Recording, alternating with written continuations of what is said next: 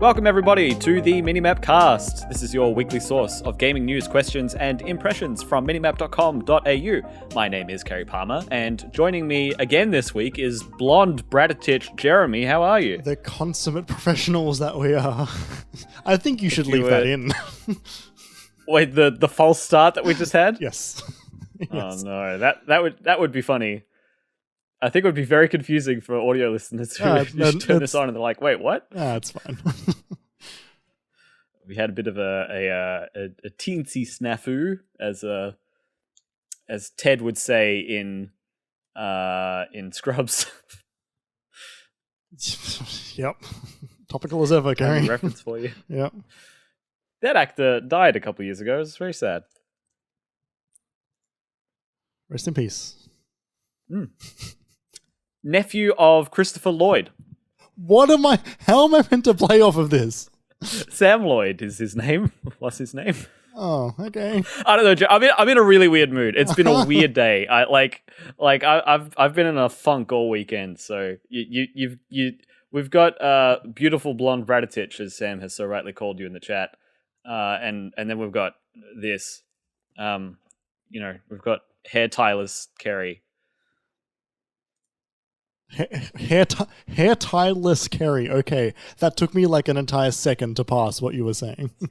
I was wondering if you were just on a delay. No, I was trying to figure out what that was. I'm hair tieless. Yeah, no, I get it now. How are you, Jeremy? I'm good. Great. I'm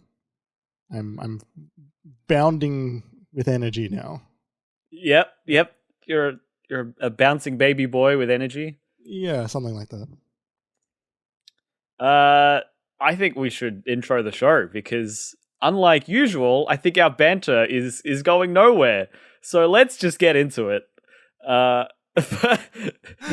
of all, thank you for listening to this episode of the MiniMapCast. This is Minimap's weekly podcast where we talk about video games and Sam Lloyd. If you want to listen to more of things like this, like times when we're more and less coherent, you can go to minimap.com.au where you can find each and every episode we've ever recorded of this podcast as well as our other podcasts. You can also find that on YouTube now and any podcast service of your choice. If you wanted to support us, there's a couple of things you could do wherever you find us. If that's on YouTube, there's not really a rating system on the website, but that's fine too. Or any podcast service. If you could give us a positive rating, whatever that looks like, if it's a plus or a thumb up or a heart or a 5 stars or a tick, that would be great. It would help us out a lot. Help us get in front of more people, which means that we get to share our opinions to more people, get more responses, get more people in chat, just sort of foster a bit of a community here around our silly discussions. As well as that, you could support us monetarily at patreon.com/minimapau. That option is there for you if you want to do that. If not, we'll be here for you free otherwise. There's a few perks over there, but aside from that, we'll be here. Final thing is we wanted to say thank you to Shook for letting us use the Moog Melody Improv music from their YouTube channel as the music for the MiniMapCast. You can listen to more of Shook's music at shook.bandcamp.com. Jeremy, do you feel like talking for maybe like all of the podcast and carrying this one home? It seems that I'm a little broken on the inside tonight. I'm not sure what's going on. No, because you won't like what I have to talk about in terms of the games that I've brought to the show. That's funny because I feel that way. I feel you're not going to enjoy what I've brought to the discussion in terms of what games that I've been playing. So looking ahead, part of it I am quite interested, but we'll get there when we get there. I'm just going to jump into what I've been playing, which is the year was 2014. Yeah, speaking of topical, we're playing Dark Souls 2. Last week you said you were going to break my heart because you couldn't find the Final Fantasy VII disc. Oh, that's right. Yeah, and you were going to play it, and you didn't because you couldn't find the disc. Yes. And then you said you might play Dark Souls 2, and I was like, don't do that. You haven't even finished Elden Ring. There are so many other things you could do. Yeah, I don't know when I'm going to go back to Elden Ring. I've been thinking about it a lot, and I think while playing the worst Dark Souls 2. I thinking about the Souls games and the From games. I think Elden Ring. There is so much potential for you to do so many different types of play styles, and you can respec like much easier than you could in the past, and respecking so easily, respecking can dramatically change how you play that game, and the progression is way less linear than it's ever been. There's still like the world is gigantic. There's so many options, and it's the open world. Like, it's hard to know what I should be doing, and it's hard to know how I should be doing it. And I understand that is like a gigantic appeal to a lot of people. It is to me to an extent, but it also leaves me quite lost a lot of the time. It's funny because we were going into Elden Ring thinking, oh, you just haven't been vibing with open worldification of games that you enjoy that aren't typically open world. And I think this one still does that well enough that I, got through fucking 60 hours of the game and loved it. Loved a lot of it. But I feel like if I were to finish Elden Ring, I would have to restart. Oh, no. You don't have to restart. You remember more than you realize, I promise you. Yeah, but I don't have the momentum anymore, right? Like, for me, these games are all about making progress and, doing a thing and getting better at something and upgrading here and there. And because you can do that really easily in this game, but I don't remember a lot of it, and I also don't exactly know where to go. That isn't just the bosses that are much harder than me. Sorry, much stronger than me, rather. Much harder than me. Anyway, that's Elden Ring. Dark Souls 2. I have I have just a few notes I want to get through to talk to this game and talk to why this is the weirdest one of all of them. Yep. So I have played now all of the modern From games. Like to a larger extent than I have in the past. This was the dark horse for me in terms of I played it years ago. It was actually the first one of these that I played, but I barely touched it. I didn't really know really what I was doing in it. This is now one that I understand the formula. I understand how to play these games. I understand how to tackle it, and I can see the differences between them. So to start off, where the fuck is my notes? Dark Souls 2. The adventurer Neck has returned to the world of Dark Souls. At this point, I'm so glad Neck is back. Neck is back. I make my character Neck, named Neck in all of these games now. He has returned once more to enter the world of Dark Souls 2 and conquer it. What a weird fucking game. I said this to you, and I said this to Tootie, who was also currently in the chat as well. Dark Souls 2, what a weird fucking game. This game does not feel like 1, and it does not feel like 3, and yet it is part of the same series. This one could have been a separate franchise, and I wouldn't have said that was like out of the realm of possibility. It could have been a Lords of the Fallen or The Surge. Like it could have been Mortal Shell. It could have been like sort of. I mean, it's still a From game, and it still feels like Dark Souls in the sense that there's Estus and there's the bonfires and all that stuff. But like this could have been not a Dark Souls game, due to the different vibe of the world, a lot of the different, the different leveling system, the speed at which you level, the world design of it. Like and look, I think that only comes from the idea that Dark Souls 3 is more of a sequel to 1 than 2 is. And so now Dark Souls has a feeling, which is Dark Souls 1 and 3, and 2 is kind of an outlier because 3 returned heavily to 1. Jeremy, can I add to this? Yes. Hidetaka Miyazaki did not direct this game. Yes.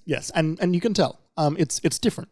And it's look, the only one of these games that he hasn't directed. And look, I think they really went for something with this. And while I am not loving it immediately, I think some of it does hit really well. I really love Magula. I think that is a really great world, location, hub. Like as a hub world, I think it's great. It's really pretty, even for this game that looks like a butt. Like it is a really pretty area, and I always enjoy going back there, even if I've only got 2 NPCs or 3 NPCs. Yeah. I enjoyed it more and more as I played. It took me a while to warm up to it, but it's kind of hard not to be comforted and charmed by it. Do you this is ahead of where I'm at, but do you build that up more? Do you build up the people? More NPCs will arrive, but you don't get any buildings growing or anything.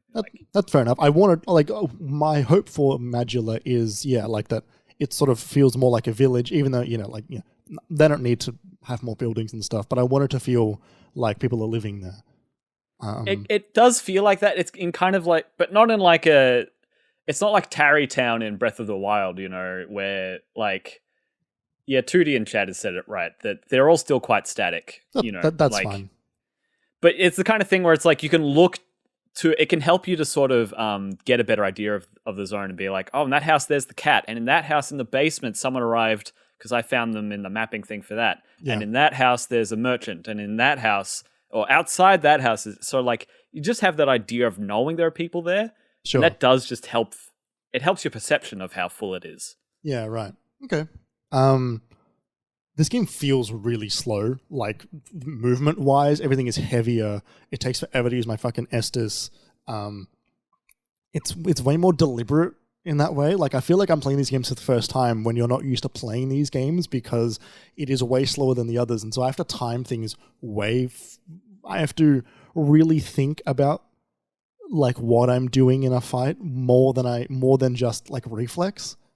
Interesting. And part of that is because the most recent games of this that I've played are Elden Ring, Bloodborne, Sekiro, and Demon Souls further back.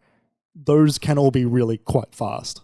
Dark Souls 1 and 2, which are slower than those games, I think, at least in my experience, they are still, once again, faster than 2. But those are the ones that I've played a bit further ago now. Yep. It's interesting to see all these games now and see how much they all share so many things, but they all still put their own little twist on it when they can. It's good to be able to appreciate that. Currently, I'll say, and I can see that changing like you did. Currently, I'm enjoying the frequency of bosses. Yeah, I think that's fair enough. 2D's asking, how do I feel about being able to fast travel between bonfires? Dark Souls 1 is the only one that I think doesn't let you do that. So to me, this just feels like all of them that isn't Dark Souls 1. To me, Dark Souls 1 is the outlier. That's a good point. Yeah. That's part of what makes Dark Souls 1's world so cool, is that you're kind of forced to learn how it all interconnects, and it is so interconnected in a way that no other environment in the Souls series is. Yeah. It'll hint at it in shortcuts inside of a dungeon or something like that, but that's kind of it. You get it a little bit at the start of Bloodborne, but that's about it. Yeah. The actual area of Yharnam in Bloodborne is probably the biggest return to Dark Souls 1 level design that From have done since. Yeah. But it's sort of a different thing than anyway. I'm getting so many levels. I'm getting so many levels so quickly, and they feel less important I'm not noticing massive changes in the levels. Yeah, it's not like, oh, this level give me the edge. It's like, I need another 5 levels to maybe give me a little bit of an edge. Yeah, or like I need to make sure that I keep these few stats up to speed. As I'm traveling, these need to be like consistently going up as I'm changing or moving through different zones. Jeremy, how do you feel about the decaying health bar? Like every time you die, your maximum goes down until you use the human effigy. Yeah, I think it's interesting. I'm not super across the lore reason yet. I would like to be. I'm assuming there is because they're. Are you saying there isn't, or are you saying you don't know there is? I'm saying they haven't made it particularly overt if it's there. Yeah, but what do they make overt in these games? Look, I think they did a good job with Elden Ring. Yeah, but that was like that's now. I don't mind it. I think it's an interesting reason to not just throw yourself at a wall over and over again. It hasn't gotten to the point where it has like started to really tank my progress. And I can see that being more annoying in a game like this than it. I can see that being annoying in this one. If I start to run out of effigies and then I'm stuck at a really low health, like it's not unlike just being hollow or being in soul form in Demon Souls, but yeah, it's a punishment for losing. And it's a punishment for repeatedly losing, as opposed to losing once, going to hollow form in like the other ones, and just like you're hollow until you where it's like a state. Yeah. This one I think will benefit the most from a remaster than the others, and by and large, just because it's the oldest that hasn't been retouched now. With Demon Souls and Dark Souls 1 having remakes and remasters between them. I think this one could really use a fresh coat of paint. It's because it's when you're in some of these zones, they sure are one color. Yeah. And look, that was what games looked like back then, especially like on those platforms in that era. Obviously it was borderline next gen. It came out after BioShock Infinite. Yeah, right. I don't know. I think it could use a fresh coat of paint, but what game from that era couldn't? I know it has the level design in this are a lot more impossible, in terms of like, big open sky areas like below air, and I know that some people don't like that, or at least some people. Yeah, I think I brought that up in one of the last times I mentioned Dark Souls 2 in this podcast, which was a while ago now, but yeah. I'm so far enjoying that because I think that the areas feel cool, and Majula as a whole, Majula? I say Majula, but Majula. Who knows? It's all made up. Yeah. I think that the entire game feels quite dreamlike, and Majula feels really specifically like, the lullaby plays when you go there. It's very quiet. It's a really nice location. It's a bit of respite, but it's also really not heavenly, but it's kind of. It doesn't feel like peaceful. It doesn't feel like a real place. It kind of feels like the hunter's dream in that regard, right? Because all the areas in the other ones, like aside from the Nexus in Demon Souls, which is its own thing anyway, sort of just feels more like a train station. A lot of the hubs in these games don't quite feel like they're just a location in the world, and that's fine. But this one sort of feels like I'm in a. It doesn't feel like a location in the world. It feels like I've accidentally gone into like the worlds between or something. The first area you go to is called like Betwixt or something. The lands something like that. Yeah. From the get-go, nothing feels quite real. It all feels quite ethereal, quite dreamlike, and so that's why I'm kind of all right with impossible world design and geometry, because I feel like I wasn't like I wasn't teased it being real and then it not. Like I feel like like immediately none of it felt real. Sure. Which I'm enjoying. I think it's a disappointment for fans coming off of one where Totally. I everything can see was it. so inextricably and purposefully linked. Like Yes. you have to slowly work your way up through Undead Burg, and at some point go to the point where you're basically above Firelink Shrine for that elevator to work, and that's how that works. It just works out like that, where the elevator happens to get you straight to that shortcut back to the starting area, and it's like, whoa. And there's no possibility for that in this game because of how it's been constructed. Yeah, and I think like aside from Anno Lundo, which is maybe the only part of Dark Souls 1 which did feel quite like I couldn't tell if this was like a real location or not. The Dark Souls 1 world feels real. Bloodborne does until it gets to a point that it doesn't, like explicitly. Sekiro does, apart from like the dream worlds, like you're sort of you're working your way through worlds in these ones, whereas this one I feel like I'm walking between like realms and like different like other people's dreams almost. Which is, it's me reading into it the way I'm reading into it, but also like I'm getting enjoyment out of that, which is neat. Totally. Like, that's not a bad perspective to have, especially if it's working for you. Like, go for it. I'm being asked, how do I feel about health items and life gems? Do they undermine the point of the Estus flasks?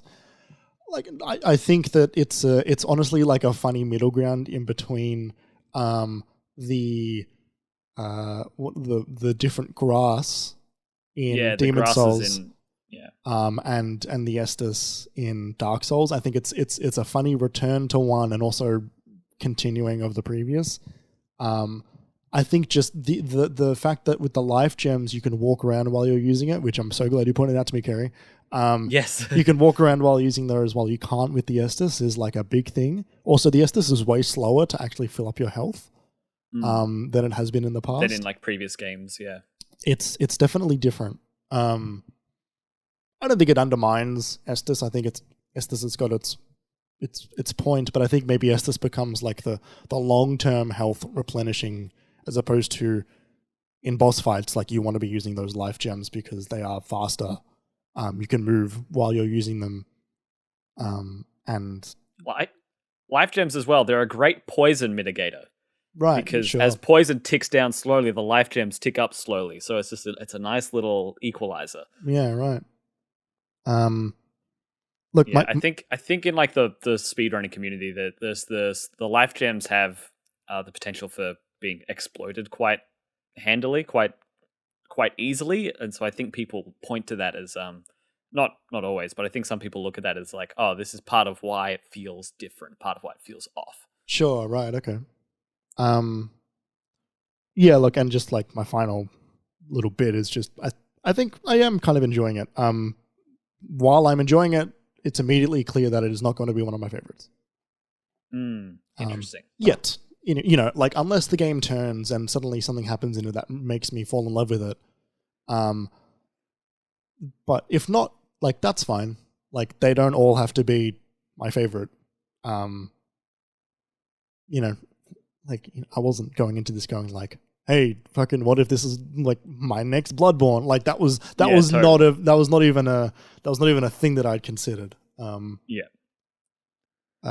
think it's fun to go through these games. I'm excited to go through Dark Souls 3 when I'm done with this. Yeah, now that I want to get to 3 at some point. Yeah. Tootie says, highly recommend the DLCs. That's for all of them, isn't it? Well, that is the case with, most of them. One's DLC, I think that's a good point. At least for the Dark Souls games, the DLC is really decent. Bloodborne as well. Right, yes. I think the problem with the DLC in this game is that a lot of it's kind of endgame level. And the endgame is so far away. I've spoken about this game probably about 6 times on the podcast. Not recently, but all of my feelings on it are in the previous logs of the show. but this game is so long. Like, it defeated me with its length. If it was a game like Elden Ring where I engage with the systems a bit more, I think it would have pulled me through. But because of how quirky it is in a lot of ways, and how it did feel a bit of a slog when engaging with some mechanics and not others, it definitely defeated me. Like, every time I turn it on and I play for a few hours, I'm like, man, I have gotten exactly like 1% closer to the end. Yeah, right. So it's a funny feeling. Don't let that color your impression of the game while you're playing it, Jeremy. I'm interested to see how you keep going with it. Yeah, I'm interested if I fall off of it, when I fall off of it.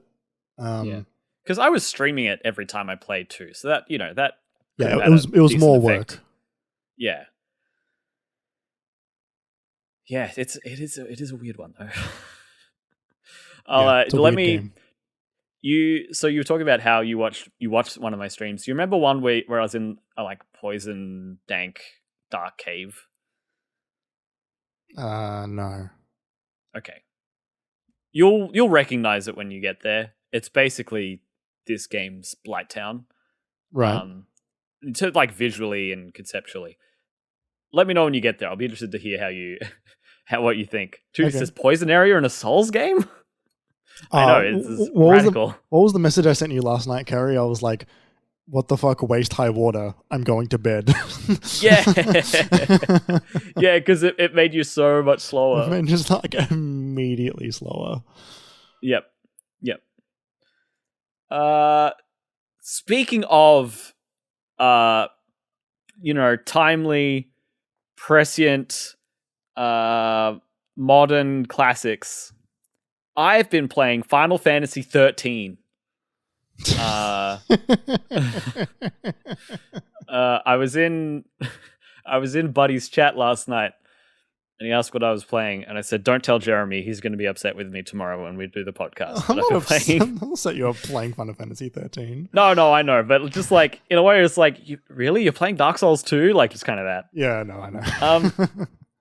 This is a game that like I played. Sorry, really quick. To be fair, it's because there are no big releases coming out at the moment. We can finally go back and play the games that we've sort of had our eye on in a fun way. Yeah. Like Final Fantasy or replay the games we've had our eye on, Oh, you're right. You've played this game before. You know how excited I was to play Horizon Forbidden West, Jeremy? Do you own it? No, I don't, but that was the plan, right? Yeah, I finished Guardians and then I play Horizon, and here I am with a 24-hour save in Final Fantasy XIII. 24 hours? And I just got to the open world today. Oh, I forgot how long the beginning of that game is. Because I've played that chunk. I've played a bit of that game. Yeah. So I played this game 10 years ago. It's funny, I went to an independent store in Melbourne that doesn't exist anymore called Dungeon Crawl. And that's a full day, you're right, Sam, 24 hours. And I went to Dungeon Crawl, and I said, "Hi, I want to get Final Fantasy 13, please." And so this was a while after it had come out.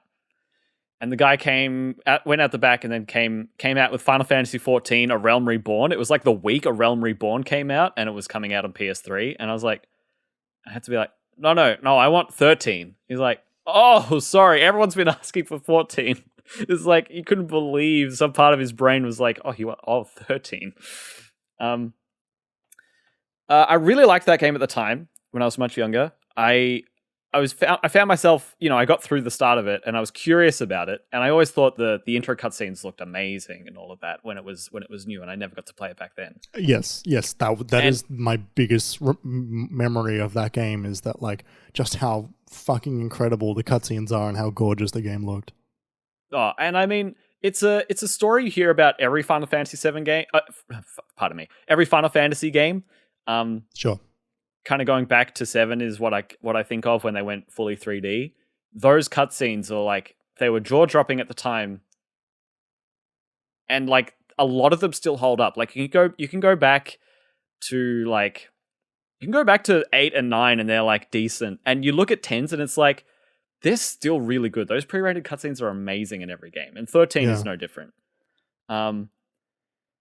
And I remember feeling quite compelled by the story and getting through it and having quite a fondness for it. I recommended it to our friend Byron a couple of years ago, and they played it, and then one of the main characters gives guns to kids, and they were disgusted, and they refunded it. It's like that gorilla song. Funny. And you know what? That's pretty irredeemable. You know what, Byron? You're right. I'm not finding this game as it's reprehensible. As flawless, I think, as I did the first time I played it, but I am finding it strangely compelling. Okay. Like, and this is funny because I just recently finished Final Fantasy XII for the first time after having, gotten 80% of the way through the game 2 years ago and then coming back to it and finishing it off. Sure. And I'm looking at both of these games in a way, and I think, because I got some responses on Twitter about how people felt about 12 and when they played it and how they enjoyed it and how it's their favorites. And I really appreciate that. And a lot of, if it hits you at the right time and the right time in your life, and depending on how much time you put into it, like any of these Final Fantasy games are so different, but they can hit someone just right. Yeah. And they're all really well made, even when they're kooky and a bit off. Yes. And the music. The music in 13 especially is fantastic. Yeah. I think it's one of the best soundtracks. Mm-hmm. Like maybe like of Final Fantasy, definitely in games, maybe like it's up there. And I think 12 and 13 are messes in different ways, but where 12 stumbles, well, not stumble. It doesn't stumble.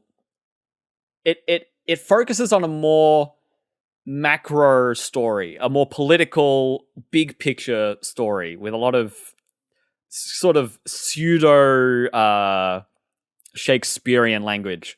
And in the end, I did find it a bit, and the combat can be a bit less dynamic and a bit, it kind of animates like an MMORPG from that era. The combat animates simply, and then the story, I feel, is quite obtuse. In this game, the combat is the least, it's the least Final Fantasy combat it's ever been, I think. It's the one where your ATB gauge is filling up the whole time until it fills, and then it's infamous for having like an auto attack command that fills your command bar, and then your party member that you're controlling executes the commands. Yeah. And then while it fills up, you can choose the attacks that you to fight with, or you could just hit the auto attack button, and that's what does it. The reason why the auto attack button works is because Final Fantasy XIII's combat excels when it's about changing your character roles and less about controlling what your character's actual attacks are. Yeah. It's about, there are 6 different roles. There's the attacker, there's the magic user, the sentinel who like provokes enemies and makes them attack them, and then guards so they don't take much damage. There's the debuffer, there's the buffer, and the healer. And it's about when to change and how frequently you change and your team makeup. That's the real strategy of the game. That's the real that's the real point of it. That's where the meat of it lies, not in the setting the commands. It put a lot of people off, though. This is a black sheep of the series in a lot of ways. It's funny when we're talking about Dark Souls 2 as well. Yeah. I really like the combat. It takes so long to get going. Like, it takes about 15 hours for it to get properly complex enough, where it's not, unique characters, or it's like, this is what it's like when you've got 2 of these types of characters, make it work. But because you're kind of being taught what it's like to only have those roles, you're being limited by the story progression and which characters are with who. The gameplay never really gets that difficult. It's not a tutorial, but it kind of feels like it in a grand overlooked scheme. Yeah. And then when you finally get your full party, and you can determine who's who are your 3 characters that you're rolling with, and you can decide how to upgrade them, and you can start upgrading your weapons way more, and like it really moves forward once you hit that point. And it was the criticism back then too. It was like, hey, once you get to 20 hours, it's a really great game. And I find the story. So beyond that, it's like once you get to 20 hours, like the tutorial finally stops. Yeah, kind of. The training wheels are fully off at that point, and the training wheels are kind of on that whole time. Yeah, it took a long time to get to that point in that game where you felt like you completely understood what was going on. Yeah, totally. June is in the chat. It says, as a 15-year-old, I enjoyed the combat for the paradigm shift mechanical horse cutscene, Lamau. And honestly, yeah, there's a lot of that. The cutscenes and the animation and the design of this world is pretty great. And, you know, you get summons in this game, and Lightning's is a horse called Odin that she can, like, ride on. And Hope's is, it's like a big mech. And then when you like turn it into its like vehicle form, because they all have like a beast mode, like it's Beast Wars, but Hope's is just it turns into a big wall. Like it calls in satellite like mechanics from like space, like it's the Hulkbuster, and like just forms a mechanical wall. It's so funny. I think what was fascinating about a lot of this stuff is like they were really gunning for like, hey, like we're gonna have like another Cloud. Yeah, right. Like, yeah. and you can see that throughout, like the way they treated 13 and the way they treated Lightning, but also like the way they treated the next two games they made about 13. Like they were really like, hey, like guess what? Like we're gonna have like another Final Fantasy VII on our hands, and while it didn't work, like it feels way similar now. With both of us feeling a lot more, you know, like both of us understanding 7 a whole lot more. Like, are you feeling that? Like, are you getting like weird, like not knockoff Cloud, but like Cloud similarities, Cloud adjacent? Yeah, definitely. Like Lightning is that she's so indifferent at the start, and then she softens, and she's the badass like soldier, not capitals, not acronym soldier, but you know what I mean. Yeah. You can see those comparisons in there, but it's funny. I watched a video essay on the game, and they were talking about how the first someone, you know, they were at like a midnight launch event for Final Fantasy XII, and not this person, but someone was, and someone who was there like covering the event put the microphone up to the first person who got the first copy of Final Fantasy XII and said, "Is there anything you want to say while the director is here of Final Fantasy XII?" And they said into the mic, "Please remake Final Fantasy VII." And like that's what they said, like 10 years after 7 and all of that. So, and it kind of points to, you know, how much demand there is for it. And you could see the similarities to 7's world and characters and even like with the ATB system, sort of trying to modernize that, keep it new, but very definitely work on that form of combat rather than, say, do an iteration of 12's combat or 10's combat. It's very much like, here's a 7-like combat system. I mean, they've been chasing that dragon since it came out, like to the extent that, like, you know, one of the massive marketing ploys for the first Kingdom Hearts games was, the first Kingdom Hearts game was, hey, Cloud is in this. And that sold them, like that guaranteed them like a minimum amount of copies sold. Yeah, just like a minimum amount of millions of copies sold. And it's like, it's, you know, the meme about like featuring Dante from the Devil May Cry series sticker, like they could have put that sticker featuring Cloud from the Final Fantasy VII game on stuff and it would have just sold. It just would have gone nuts. It's like how people bought Final Fantasy Type 0 because it had a Final Fantasy 15 demo on it.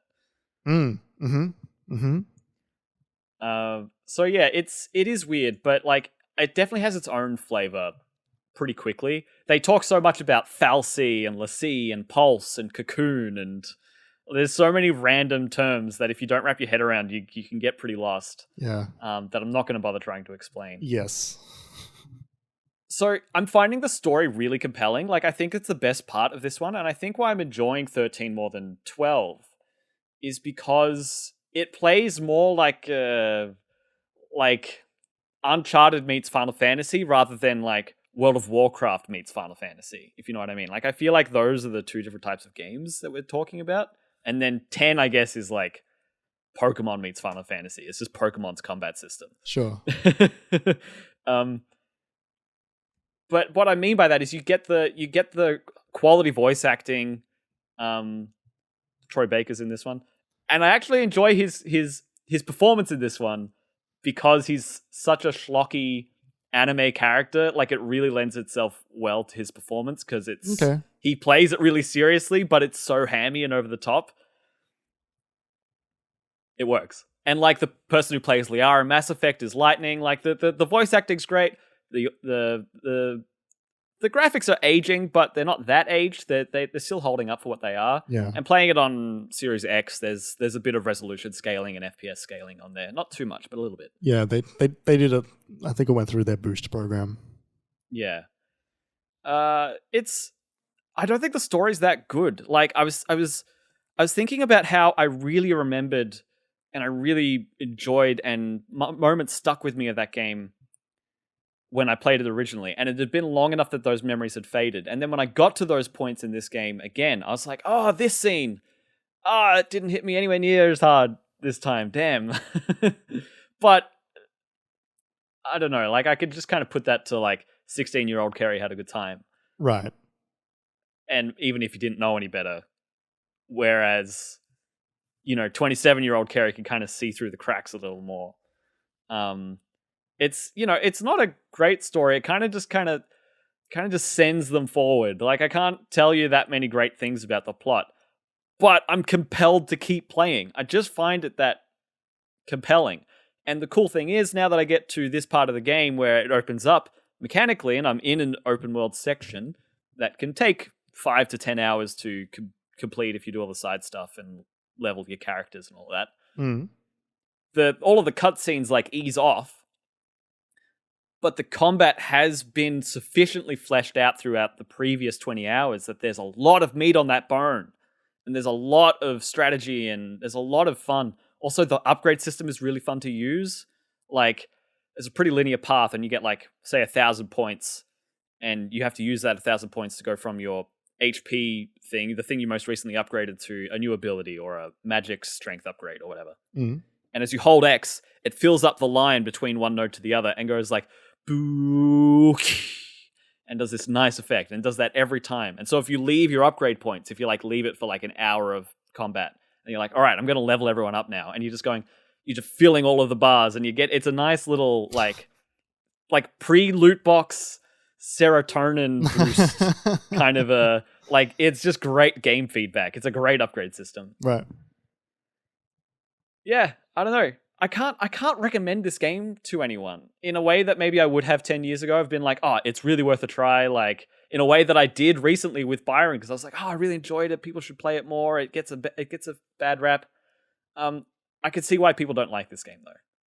Would you recommend that game to someone that enjoyed it when it came out and didn't get super far and fell off for no particular reason? Or is it just, yes, or is it still definitely. just like, or is it still like, are there better versions of this out there now? I genuinely think there's nothing like this game. Right. Okay. Honestly. And it's funny, when you look at the comparisons, that video essay I watched pointed a couple of things out, in that a lot of the creative team who worked on Final Fantasy XIII worked on Final Fantasy VII Remake. Right, okay. And you could kind of see some of that in the way the combat animates, and the stagger system in 7 Remake is lifted almost directly out of 13. It was introduced in 13, hardly seen since then, and the next time we saw it was in 7 Remake. Yeah, like, right. There's a lot of parallels that you can draw there, and I think to get there, I'm glad we had this one. If anyone had any vague interest in the story, then I think it's worth playing, because that's basically the best part of the first 15 hours of that game, is the characterization and just kind of going through the plot, walking through it. And then if you hate the combat, then you'll fall off when it hits the open world you might fall off before that. There's a fair bit of combat earlier on.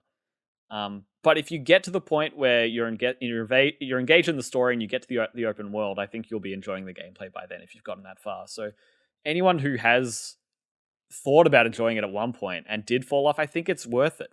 But for someone who like tried it and didn't like it, or for someone who looked at it and was like, I don't like the style, or I think the gameplay, well, yeah, like it's really hard to say who this is for. Right, that's fair. I mean, look, it's not like they re-brought out this game. It's just an old game. Totally. Yeah, I'm not gonna play 10-2. I might dabble with 13. Lightning Returns. I might dabble with the third entry. Wait, sorry. That one was weird. That one was only Lightning. It was 13-2 or 13? Because you said 10-2. Oh, did I? My bad. I'm not going to play 13-2. Okay. Oh, wow, I did. I said that, and I'm like, wow, that was weird in my mouth to say.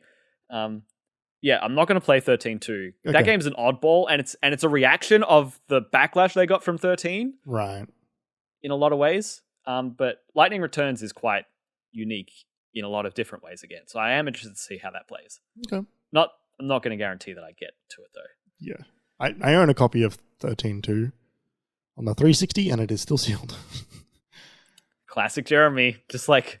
Well, because I was playing 13 when it came out. I was playing 13 when I saw this copy of 13-2 in the shop.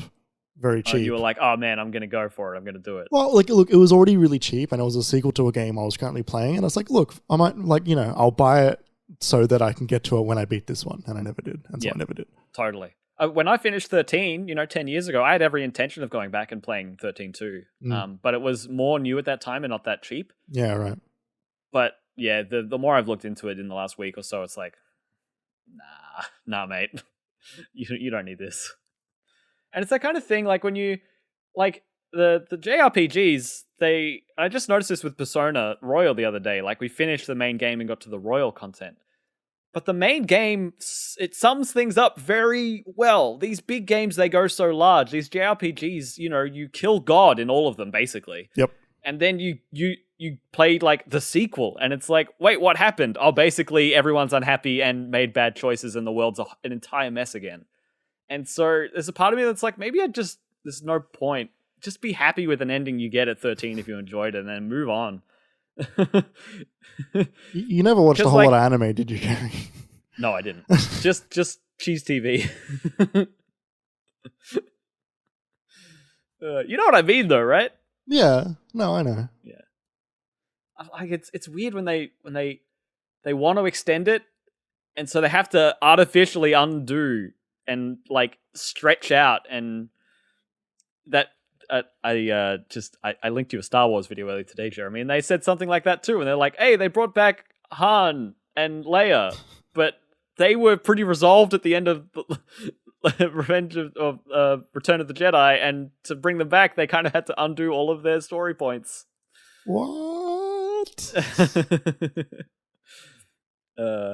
And then we're going a bit long here, but I'm just going to touch on these. Our topic of the show, speaking of things that are new and modern and really, really current, I've played all of the Jak and Daxter games this week.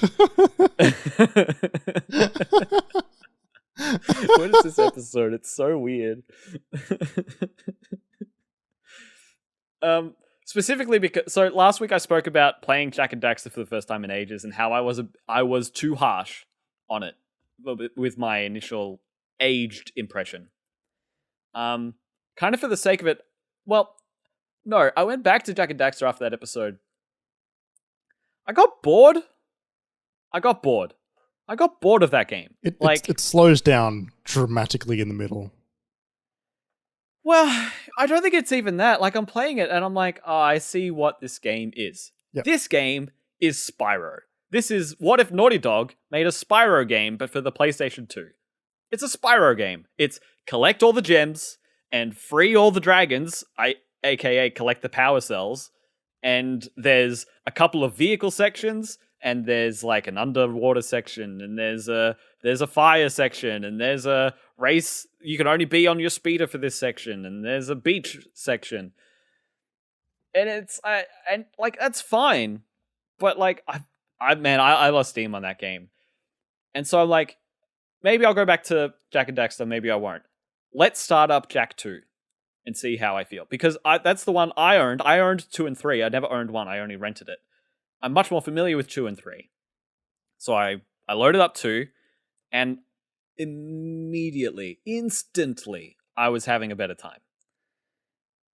But that's not to say that people who really liked 1's style and type of gameplay and setting and anything, pace and everything, literally anything that they liked about 1 that was almost definitely changed in 2. Gameplay, music, there's themes, next to nothing in Jak 2 that they didn't change from Jak 1.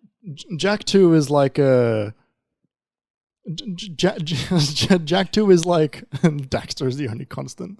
Yeah, point 2D. Jak 2 is like he literally goes through a portal at the beginning of the game. Yeah, they start you at the start, and then they start you at like the shack where you start the first game, and then they're like, "Whoa, we powered up some ancient tech. Let's go."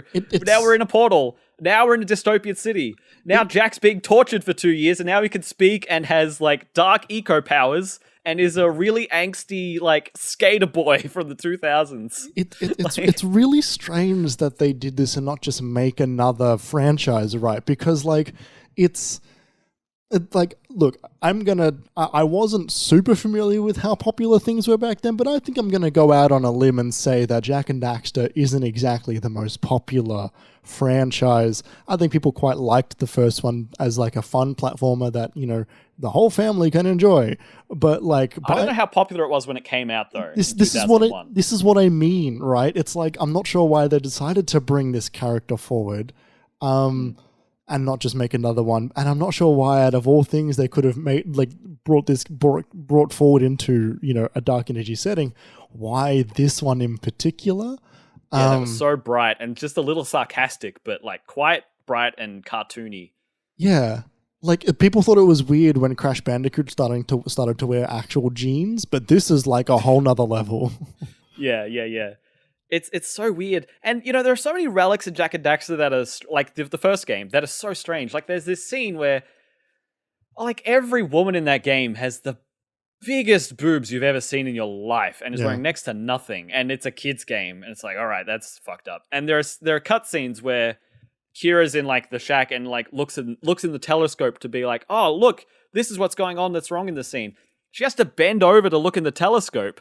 And the scene you're looking at is her looking at the telescope, Jak standing behind her, eyeing her butt until she turns around and he's like, oh. And then she turns to look in the telescope again and he's like, oh, straight looking at, and I'm like, what the fuck is this? This is so weird and gross. Yeah, it's the crude humor of it's the crude of that era. But like not in a clever way that I think Ratchet and Clank sort of started to really, really nail. You know, because Ratchet and Clank is quite crude. Not in that way though. I mean, like, look, I think Ratchet and Clank. It's been a while. Ratchet and Clank isn't as demeaning, but they sure do have a gun called the Rhino, which stands for Rip Ya a New One. Oh sure, yeah, and that one. That is a little crude. It's not sexist, though.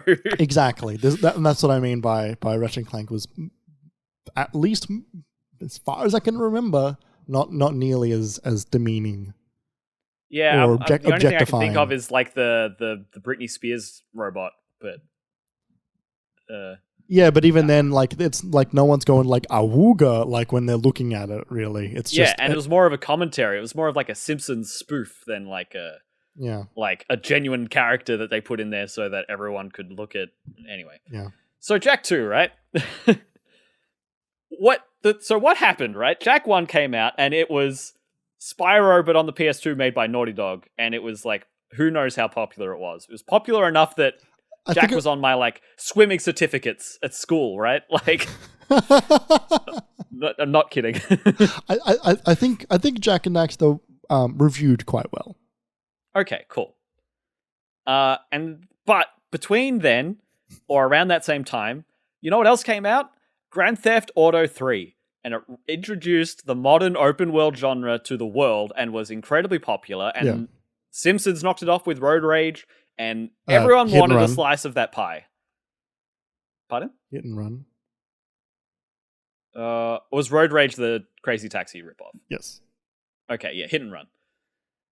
So, what they did is they took Jak and Daxter and they ran it through a PG. So they took it up a rating grade, and then ran it through a GTA filter, but still hitting a PG rating, and that was the result. We get Jak gets a gun now. He can talk, and he's angry, and he's a bit of a skater. You can hijack vehicles. You're in this dystopian city. You're helping take down the regime of this evil thing. Praxis. Yeah, Praxis. Baron Praxis is a thing. There's an interview somewhere, this is Tootie in the chat, where one of the Jak II devs explicitly says, well, GTA was really popular. I mean, yeah, like you can see it. It's so blatant. Like, and, you know, to be fair, this was not the only franchise that decided to copy Grand Theft Auto. Totally. Like, it's so many Grand Theft Auto knockoffs. I should play some of those. Like, I should just sit down and decide to play through a bunch of the shitty... Yeah, Dark Souls 2, Grand Theft Auto knockoffs. Oh, I reckon that'd be fascinating. What a time to be alive. I'd love... Maybe just watch the videos. I'm sure someone's already done the work for you. I'm going to put that in the bank. So I said a couple of weeks ago that I think Jak II and Jak III are better. I don't think they're better.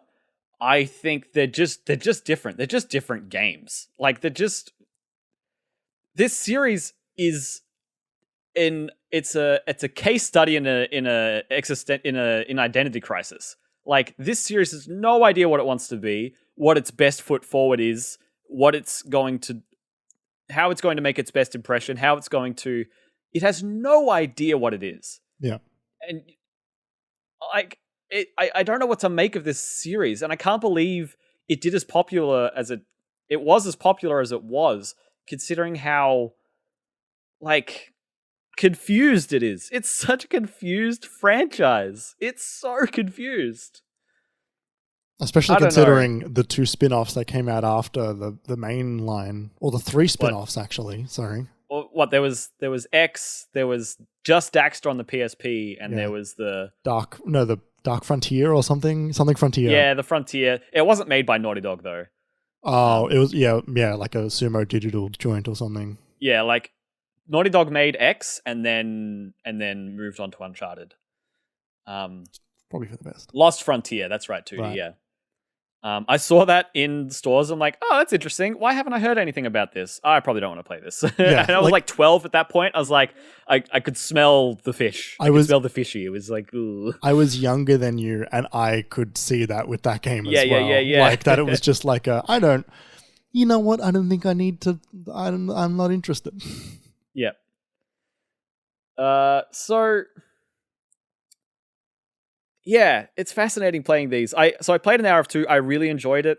I think it does a lot of things well for how early it is in the game. In like the open world, 3D open world game, like you could see pretty big areas at once in that like big open water channel area. There are also some scenes that you could see, like you have to like snake your way through a lot of corridors. Like the whole place is a big corridor basically. Yeah. It takes forever to get anywhere because you're just turning around on these really fragile like bikes that blow up whenever you hit something. Oh, I remember that a lot. Yeah, I remember like, and look, I first properly played 2 and 3 like on the PS3 collection. Sure. And by then, like the fucking driving, I remember just like being visibly like, this fucking sucks, and just turning off the game.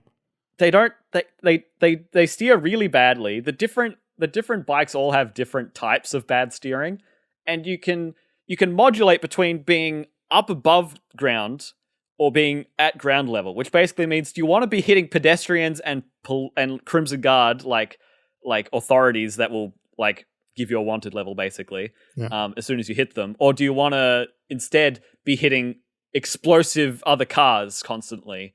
And then, like, you could fly over the top of some buildings in the city, but not all of them. So sometimes you fly straight at them thinking, oh, I'll go over this one. And you just slam right into it and explode. Like, but also, they've got this really dynamic wayfinding system where on the map, it shows you, the different icons for the different missions.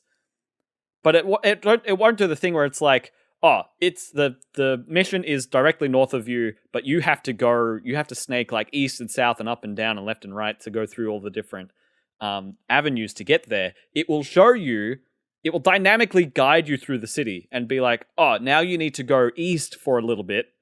And it's like, now that you've gone to this point, now you need to go a bit further north. And it's like, okay, you can't go straight north there now. You got to go a bit more west. Like the way it dynamically guides you is quite good. The story and the voice acting and the humor is way better in 2 and 3 than it is in 1. Like 1 is just like random villagers say stuff and Jak stares at Kira's butt. But like 2 is like, there's some stuff to laugh about. Daxter's pretty funny. Like he's fine. Like he's good. He's got some funny sayings. Some of it's a bit much, like bit too much fat phobia in 2. And then for a laugh, or rather for this discussion, I thought, let me load up 3 and just get a fresh impression of that one in this comparison of all of these. And you can really see that being the last game before they made Uncharted. You know, there's a real cinematic. X. Well, yeah. They made X. I'm not really interested. You know what I mean, though. Like they shat out X just to get something out. Directed by Neil Druckmann. No, I'm kidding. He did work on the Jak games. I'm sure he did. He would have been around then. Yeah, but 3 is really interesting. It's the one I like the most. They throw you into the middle of the desert, which you don't see coming at the end of 2, and so it's a really strange thing. So they give you this 5, kinda, yeah, kinda, but they give you this 5-minute cutscene that sort of explains how you got from the end of 2 to the start of 3 because they're so disparate, and it's actually a good cutscene. Like the tower falls in the main city, and like there's some excellent destruction effects, and they're jumping to different things, and I think that the writing is actually a step up again in 2. Like I actually noticed it. Like it's decent. The combat feels way better, and I'm looking at the inventory menu and that. I'm like, you know, the driving was pretty whatever, but I enjoyed trying out the different vehicles in that game, and you get way more weapons in 3. And you get that whole light Jak stuff, and you get the armor upgrades. And 3 was the best version of 2. 2 was, I don't know what the fuck it is. Like, it's such a strange decision to make. And 1 is a different game altogether. It's just a great Spyro game. Yep. You know? It's so... What a confused franchise. I can't believe it was as popular as it is. I just cannot. I think it was like... I think, weirdly enough, there would have been some cross-pollination between Jak 1 and Jak 2 and Jak 3 for the people that played Jak 1 first and then played Jak 2 but had aged up to the point where they wanted to play a Grand Theft Auto but like weren't allowed to, maybe. Like I do wonder if that would have worked for them. The 10 to 14-year-olds. Yeah, it's a strange saying, Kerry. But the it just sounded odd. Like it was just a funny like. It's an age range. What do you want from me? Oh, sorry. I thought you said tender. Oh my god, no! Oh my god, 10 to 14-year-old age range. Goodness me! I'm so glad you said something, I was like, so I could definitely clear that up. I'm sorry. I thought you were describing like the tender young age of. Well, I thought you were describing 14-year-olds that wouldn't know how to play Grand Theft Auto, like they were too tender to play an adult. Oh my god, too soft. The most non-Kerry thing to say ever. The soft 14-year-olds that weren't allowed Grand Theft Auto. They couldn't handle San Andreas. Oh shit. You're too soft for Gears of War. Yeah, look, I think that prototype. Fuck, that's funny. I've almost lost my train of thought now. Like, I think that they do the like what a lot of really successful children's shows do, which is grow with their audience. I think like they kind of could have done that, but it's for a much smaller range. I think they could have done it a lot more gracefully. Oh, sure. It like this was it happened off screen, you know? It's like you watch one season of something, you come back for the second season, and like it's a different show. Completely different. Yeah, I know. Like, it's like going between. Hang on, I got to get the names of this. Oh boy, I don't know what this is going to be. Hang on, no, this is great. I'm sure. So it's like going from Beast Wars, the end of Beast Wars Season 3, to Beast Machines. No one knows what that's like. No one knows what that means. You've just said a saying. Beast Machines was like a continuation spin-off. I didn't ask. So they like returned to Cybertron, but like Megatron made it back first, and are you hitting the? Please don't hit that button. I'm not ready to outro yet. All right. Well, we should probably outro. Actually, I have nothing else to say. I just can't believe how confused that game is. We're going to come back with a subscription service wrap up. Everyone, stick around. Subscription service Smackdown.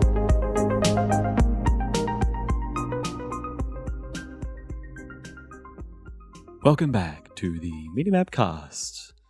We've just had a raucous break on Twitch, listening to Jeremy's. Raucous is such an apt way to describe that. It was pretty raucous. We were listening to Jeremy's playground mafia days, where he was extorting his classmates for money. I wasn't extorting. I was selling product. There's also the organized illicit Beyblade ring behind the shed at school. Moving merchandise. What do you want? Hey everybody, thanks for being here. We are going to do the topic of the show now, and it's going to be sort of 1 part impressions, 3 part like this is like a recipe. one part impressions to 3 part evaluations. I'm gonna give my impressions on PlayStation Plus Deluxe. Plus. So that we can then go on to the... Jeremy, do you want to say it with me? The subscription service Smackdown. You missed it. The subscription service? Oh, sorry, there's a delay. The subscription service Smackdown, where we're going to compare and contrast Xbox Game Pass, Nintendo Switch Online, and PlayStation Plus in its newest iteration, and see who they're for and what their best value is and whether they're worth it, and if you should only have one, which one it should be, and all of that. I wish I could sorry, just on that really quick. I wish I could like quickly do like a voice meter thing or a voice mod thing to have like subscription service Smackdown, like a full announcer. I reckon that could be a good addition. Like voice to mod going on or something. Yeah, that could be a good addition for every topic of the show going forward, is to just say it in a like regardless of what it is. Yes. Xbox bought Bethesda. Final Fantasy VII review. We're going to review them all now that all 3 of the big console players have a subscription service. They're all quite different from each other. Yes. But before we get into the comparisons, we've got to talk about my complete impressions of PlayStation Plus as it is today. Last week I gave my sort of initial impressions. We were talking about Jak and Daxter before. That was based solely... I was only able to do that because of PlayStation Plus Deluxe. Final Fantasy XIII I'm only playing because of Game Pass. So, you know, it's a subscription service friendly episode, I guess. Informed episode, I suppose. But I'm going to give my sort of overall thoughts and impressions of PlayStation Plus now that it's finally rolled out in its new form. A quick recap. I was very semi-excited for this service when it was announced in March? Yeah. And then for a while it was looking like I was going to be maybe the only person who was excited to like turn off their Xbox Game Pass and go to PlayStation Plus Deluxe instead. Yes. Like I was keen for it, I was excited for it, and I was maybe one of the only people who was that. I would still say you are the only person that is excited to turn off their Game Pass to join this one. I don't know that I'm still there, but the thought definitely did occur. Right, okay. So you're not even... No one's that. Well, just Well, remember when we started breaking it down when they announced the game lineup. Remember we got to that conversation and I was like, "Oh, I'm kind of not as hot on this as I thought I was." Yeah. And then it got worse, and then it got worse, and now it's here. It got worse, and then it got worse, and now it's here. Which is kind of a similar arc to what happened with Nintendo Switch Online, right? Where I'm like, N64 games, and then there was like, oh, there's only like 10 of them. Oh, and you're charging kind of a lot for it. And Ocarina of Time runs like dog shit. Without get too big-headed both times, I'm sitting here going like, this doesn't seem great. This doesn't seem great. And I say these things of like, oh, these were disappointing. And I'm saying that after having given the corporations my money anyway. So, I'm Jeremy was the sucker of the podcast for a long time, but I think right now I am the sucker. Sam's just saying in chat, I listened back to that Ocarina review episode this week. So good and so sad. It was sad. It was heartbreaking. Yeah, it is heartbreaking. So PlayStation Plus is here. I decided to get Deluxe because I'm 7 months through my annual subscription for PlayStation Plus Essential, which is what it's now called, the previous tier. So it was only $35 to upgrade for the rest of the year. I thought that was a reasonable fee for something I'm keen to get to have my own impressions of, to see if I even want to use it. I've tested most of the features that it's got. And just to give you my overall impression, I think this service is I'm trying to think of one definitive word to describe it. It's not a failure, but if I was running, I'm using way more than one word. If I was running PlayStation and if I was in charge for any of this service right now, I would be embarrassed. Right. That's my conclusion. This is all new to me because we haven't spoken about how you feel about it at all. Yeah, right. Okay. This has just been percolating. I haven't said this out loud to anyone now that I think about it. It's just been sitting here. Yeah. It's strange. First of all, I didn't mind to begin with when we brought it up, but there are 9 purchase options for this service now. You can get PlayStation Plus Essential, PlayStation Plus Extra, PlayStation Plus Deluxe. So those are 3 different things, and then each of those come with 3 different amounts that you can buy them in: 1 month, 3 month, 12 months. Yeah. So all of a sudden, there's 9 purchasing options.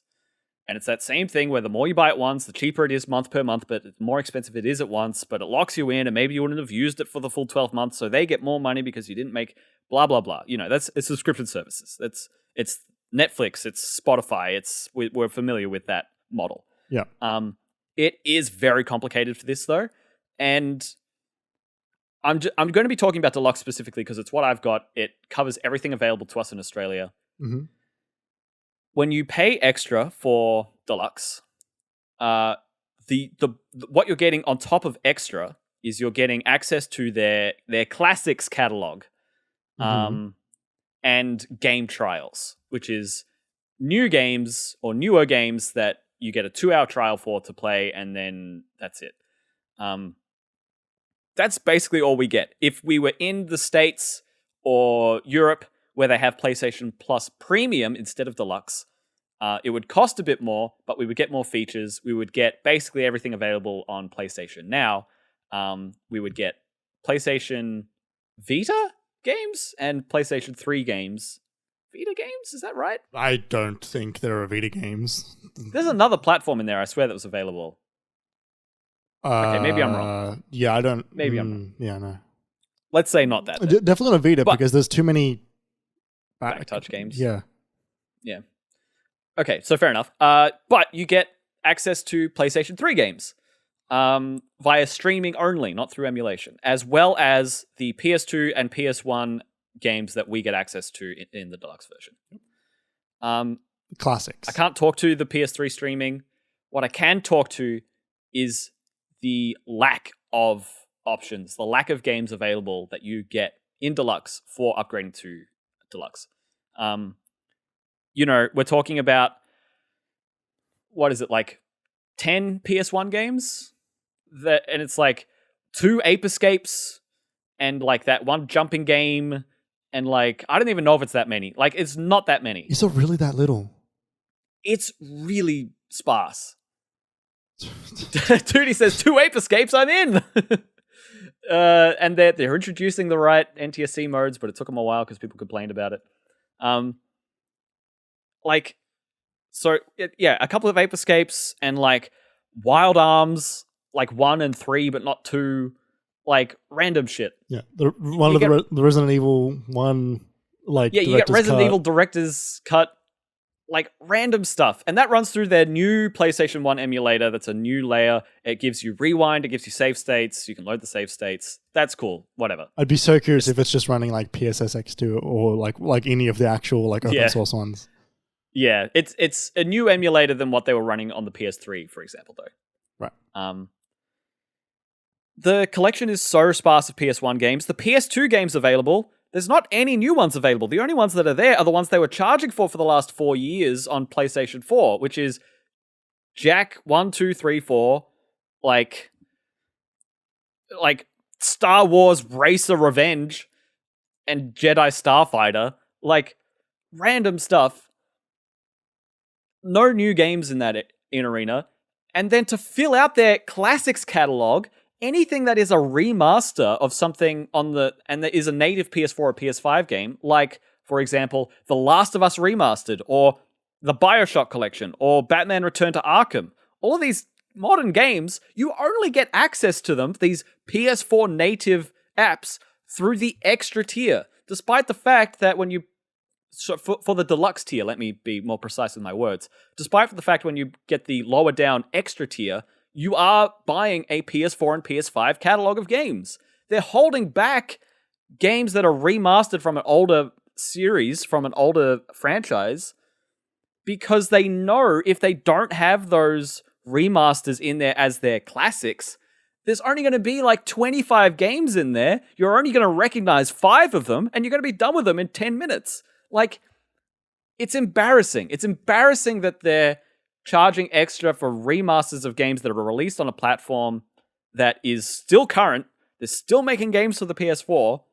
They shouldn't be charging extra for BioShock Remastered and Batman Return to Arkham. Like, it's so offensive that their service isn't ready yet. And so to make it worth the amount that they want to charge, they're padding it out however they can. I can't... And NSO was like this when they launched their expansion pack, right? It was like only 8 games, more coming later, and it was like, this is kind of sparse for how much they're charging. They've improved on that way more since then. You get the Animal Crossing expansion pack, you get the Mario Kart expansion pack, there's way more N64 games now. Well, not way more, but there is more. Like, it is a better value proposition than it was when it launched. And you have to assume, they've said they're going to update it, it's what's going to happen. You have to assume that PlayStation Plus, in all of its tiers, is going to become a better value proposition as it gets a bit older, as the year progresses. If it doesn't, then they're in dire straits. But as it stands right now, it's I can't recommend anyone gets the extra tier. I tried the game trial. I used a full I used a full 2-hour trial of Tiny Tina's Wonderlands. A game that I didn't want to purchase outright, that I haven't played a Borderlands in a while, pseudo interested in, and Sandberg, Will Arnett, cool. I've been interested in that game, but like, that's it. Perfect use case for that kind of thing. And like, it was fine. It was good. Like, I played a bit of medieval Borderlands. Writing's pretty good. And then my 2 hours was up. Yeah, right. I think it's worth mentioning just on that trial thing. Games can do. I think not every game is just flat 2 hours. There's some larger and some of the other ones. Larger. Yeah, I believe the trial for the New Horizon game is longer than 2 hours.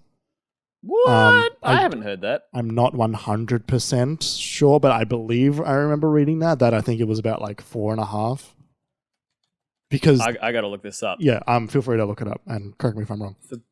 Forbidden West trial length. Yeah. 5 hours? What? The Horizon Forbidden West and Cyberpunk 2077 PS Plus premium trials last for 5 hours. Yeah. Huh. Okay, well, that's good. It's on a game-by-game basis, but I think, the default will be 2 hours. Okay, that is good to know. Because I thought, that's what we said at the start, was like 2 hours, that seems really stingy.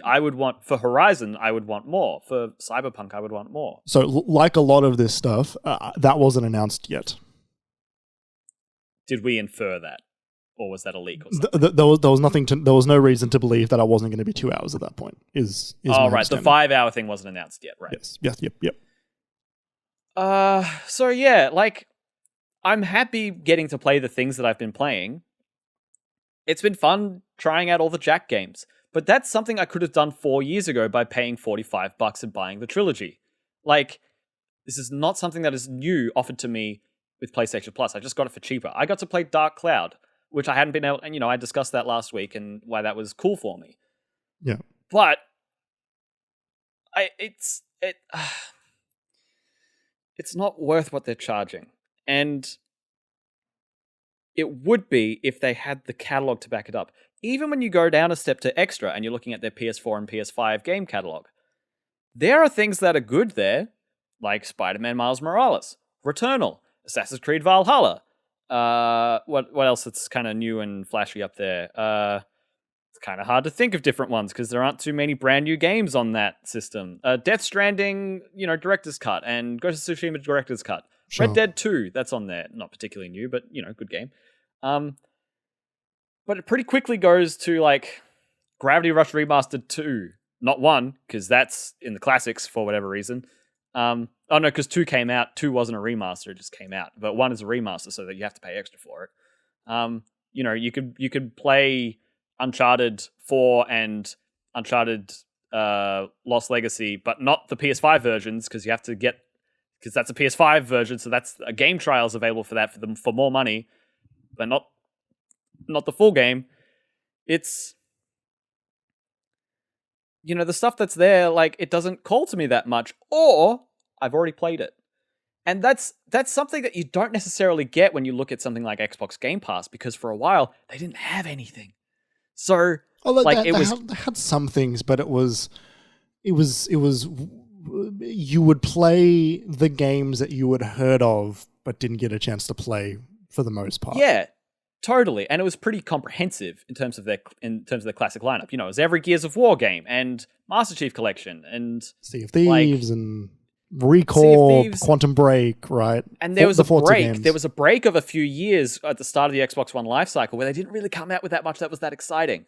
Well, Game Pass didn't exist back then, right? Because Game Pass came... No, that's what I'm saying. I'm saying before Game Pass existed, they weren't coming out with like Miles Morales and Returnal and Horizon Forbidden West, stuff that everyone had to play and were buying anyway. Yes.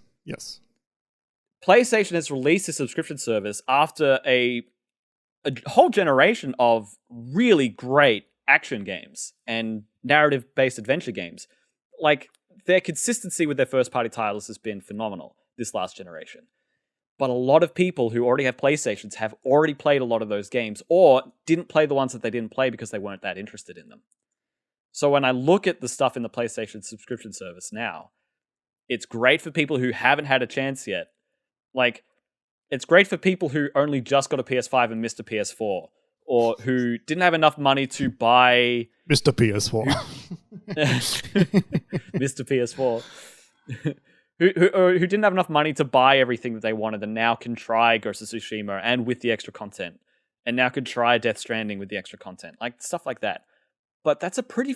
Those use cases are smaller than I think. They're not the kind of use cases that I'm familiar with in terms of my sphere of people and friends that I know. Yeah.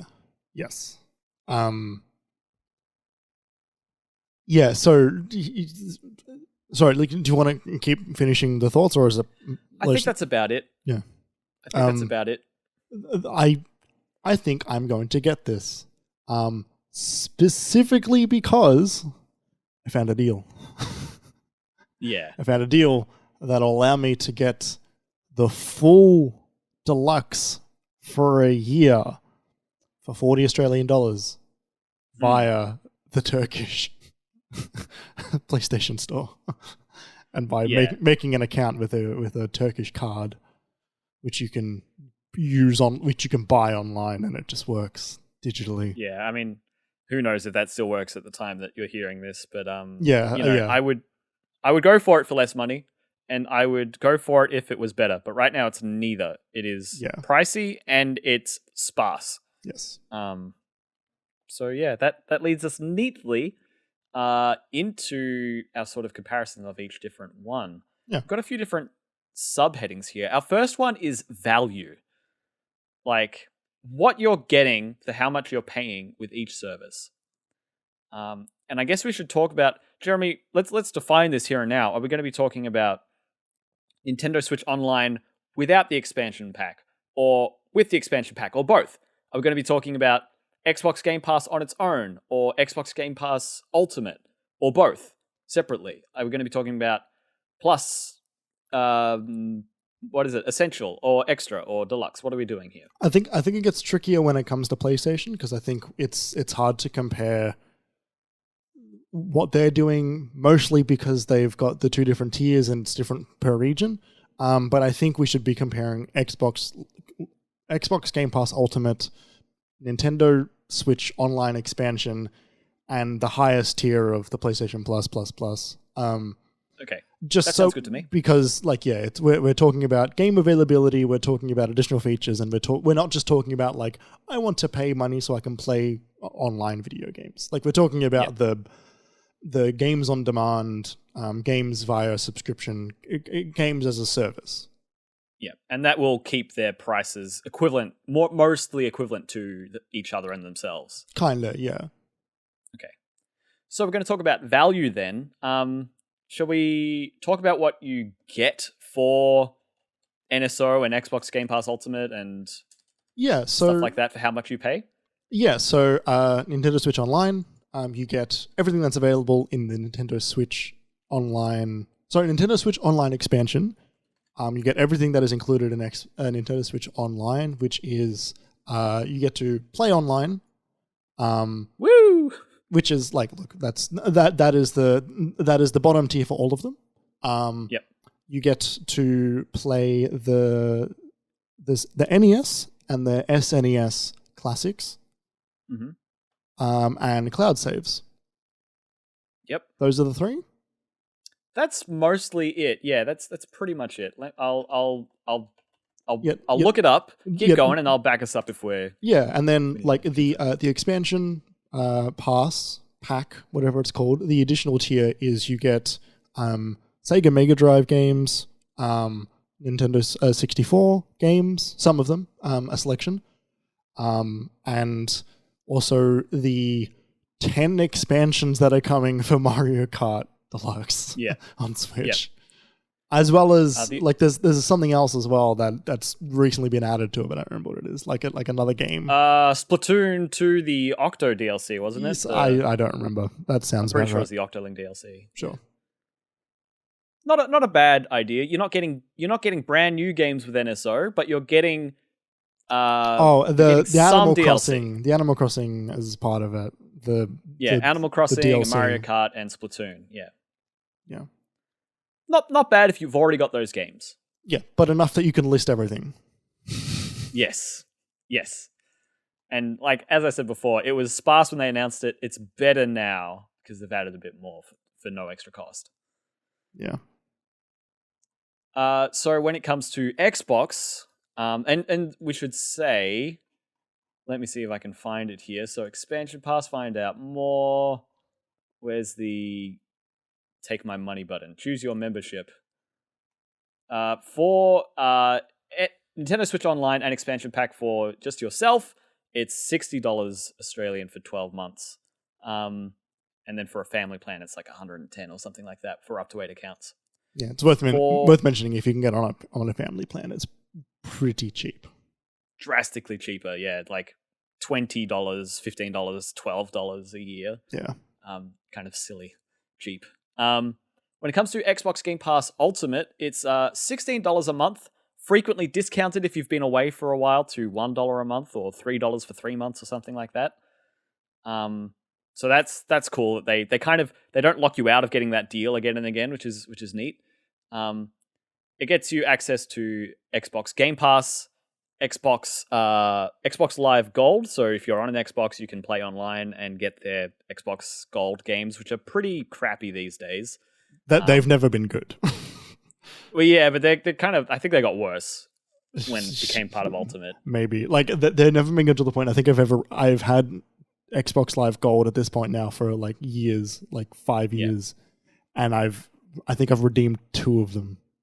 Yeah, totally. So you can play online, and then you get Xbox Game Pass.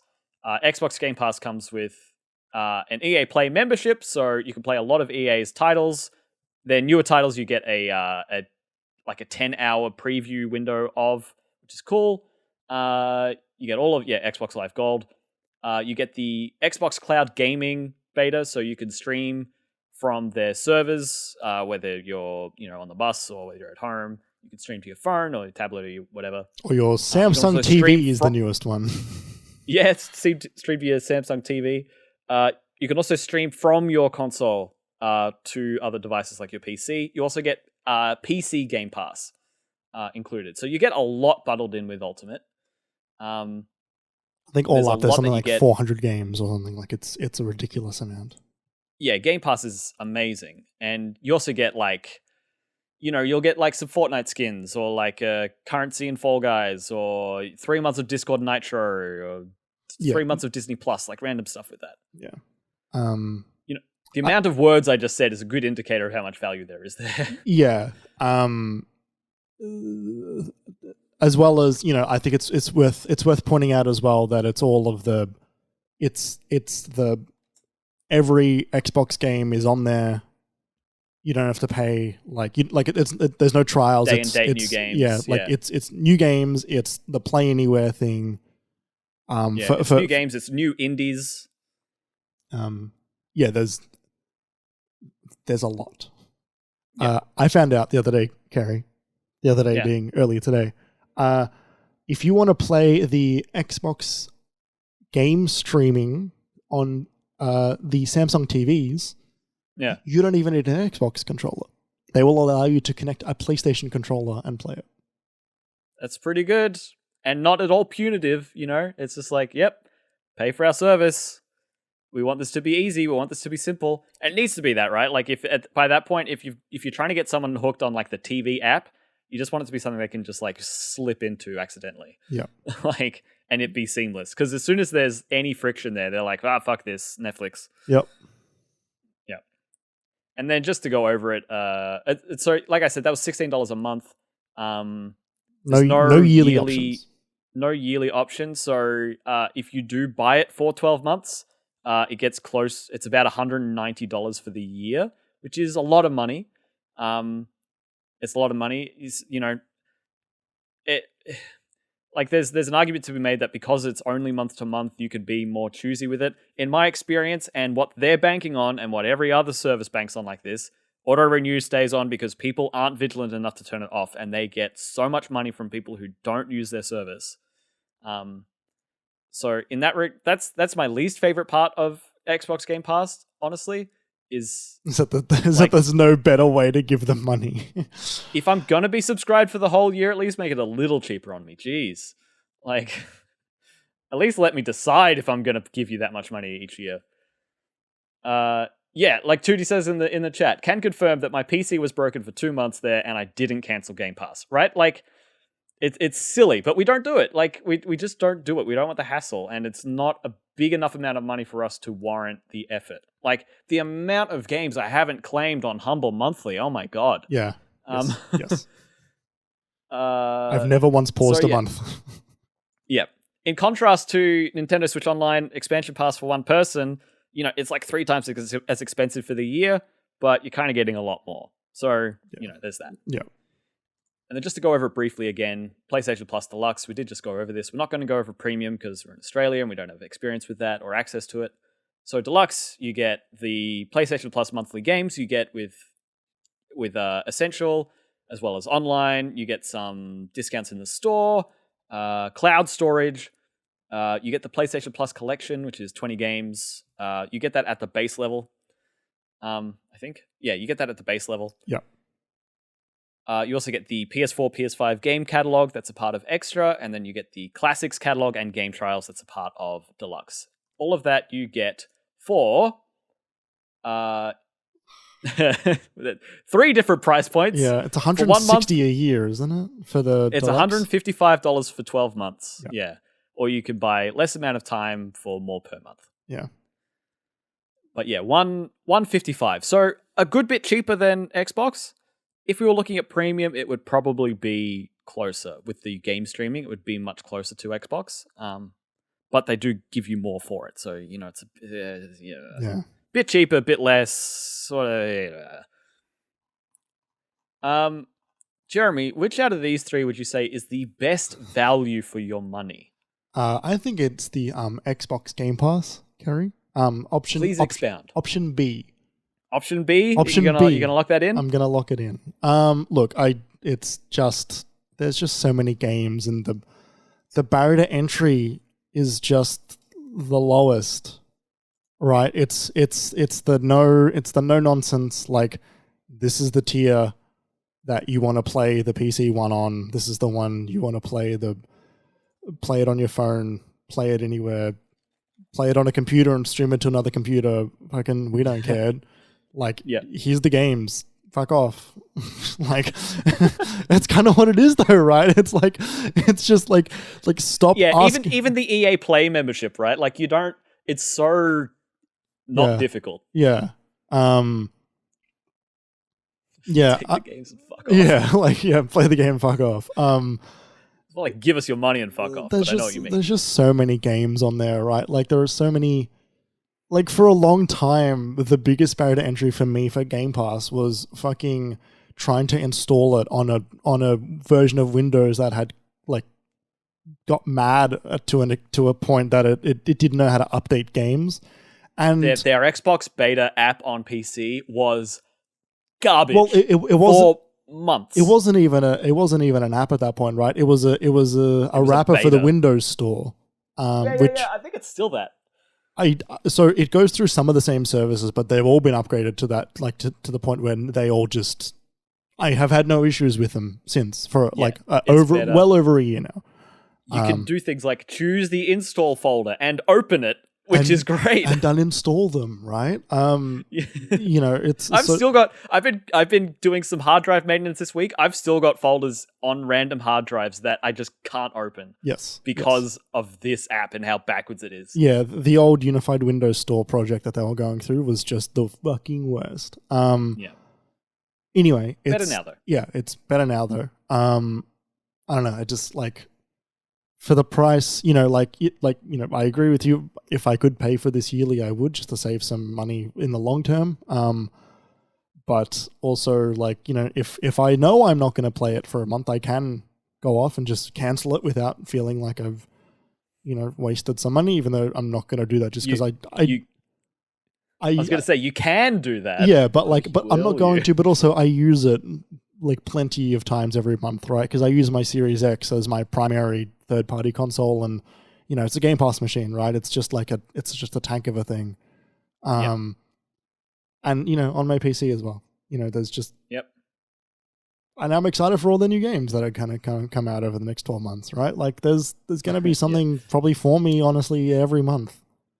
I look forward to the time we had a glimmer of an Xbox glut of releases last year. Forza, Age of Empires 4, Halo, Psychonauts, Halo, over like 4 months. And I was like, whoa, look at that, bunch of releases. And then crickets. Yeah. So I look forward to the time where we start getting consistent game releases from Xbox Game Studios and consistent excitement for owning Game Pass because of what they're releasing. We're not there yet, but I'm excited. No, and I think it's safe to say that's next year with just how many projects we've seen at this point, right? Because Bethesda is now finally, they've woken up from their slumber. They're going to release fucking 2 big games next year in Redfall and... Wait, Redfall get pushed back to the year after? They're both 2023. They're both 2023. Okay. Redfall got pushed out of this year as if it was ever going to hit this year. Yeah, I know, right? And then Deathloop will come next year as well for people that haven't played that. So that'll be maybe this year. Like it came out in September last year. Yeah, maybe. Yeah, like PlayStation exclusivity is weird. They've got stuff coming. It's not that they've got 18 projects. It's not that they've got 80 projects that are announced. They've got 80 projects that 80 projects that are announced, but like, you know, a quarter of them at least 15 gameplay of, right? Like they're on their way. Yeah, they are coming. So, you know, we'll see a giant just like increase of games that are going to be coming to the servers very soon. My vote for the best value is NSO, is Nintendo Switch Online. And I don't think it's great, honestly. But I think they're charging it's the amount, honestly. It's how little they're charging for the year and for what you get that I think is the best value. Sorry, for expansion pack or the non-expansion pack?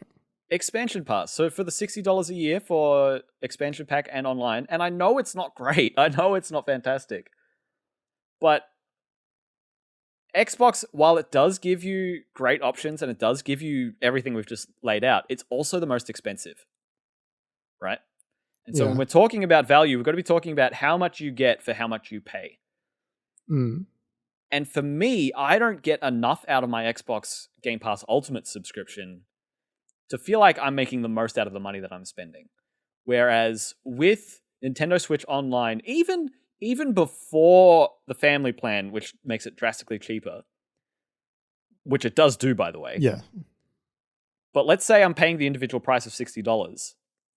My fondness for N64, my want to be able to play Smash Online whenever I want, Mario Kart Online whenever I want, access to the Mario Kart booster packs and the Animal Crossing DLC. You know, it's funny, I haven't really gotten to them that much, but I like having the access to it. And when I do get to it, I do want it. Okay. I feel like that's a little bit contradictory to what you were saying before. That's the kind of thing where it's like, you said even when you're not using it, you're not going to cancel it, right? Like, it's the same deal. No, because what I was saying... No, that's not what I said. What I said is that if I did want to cancel, I could, but I do use it every month. Right. Okay. For me, once I finish Final Fantasy 13, I don't know what the next thing I'm going to play on Game Pass is. I think there's going to be some time where I'm not playing that much on my Xbox. When I look at the value for how much I pay, for how much I get, I think NSO has it. Because Xbox is $200 a year. It's $200 a year, Jeremy.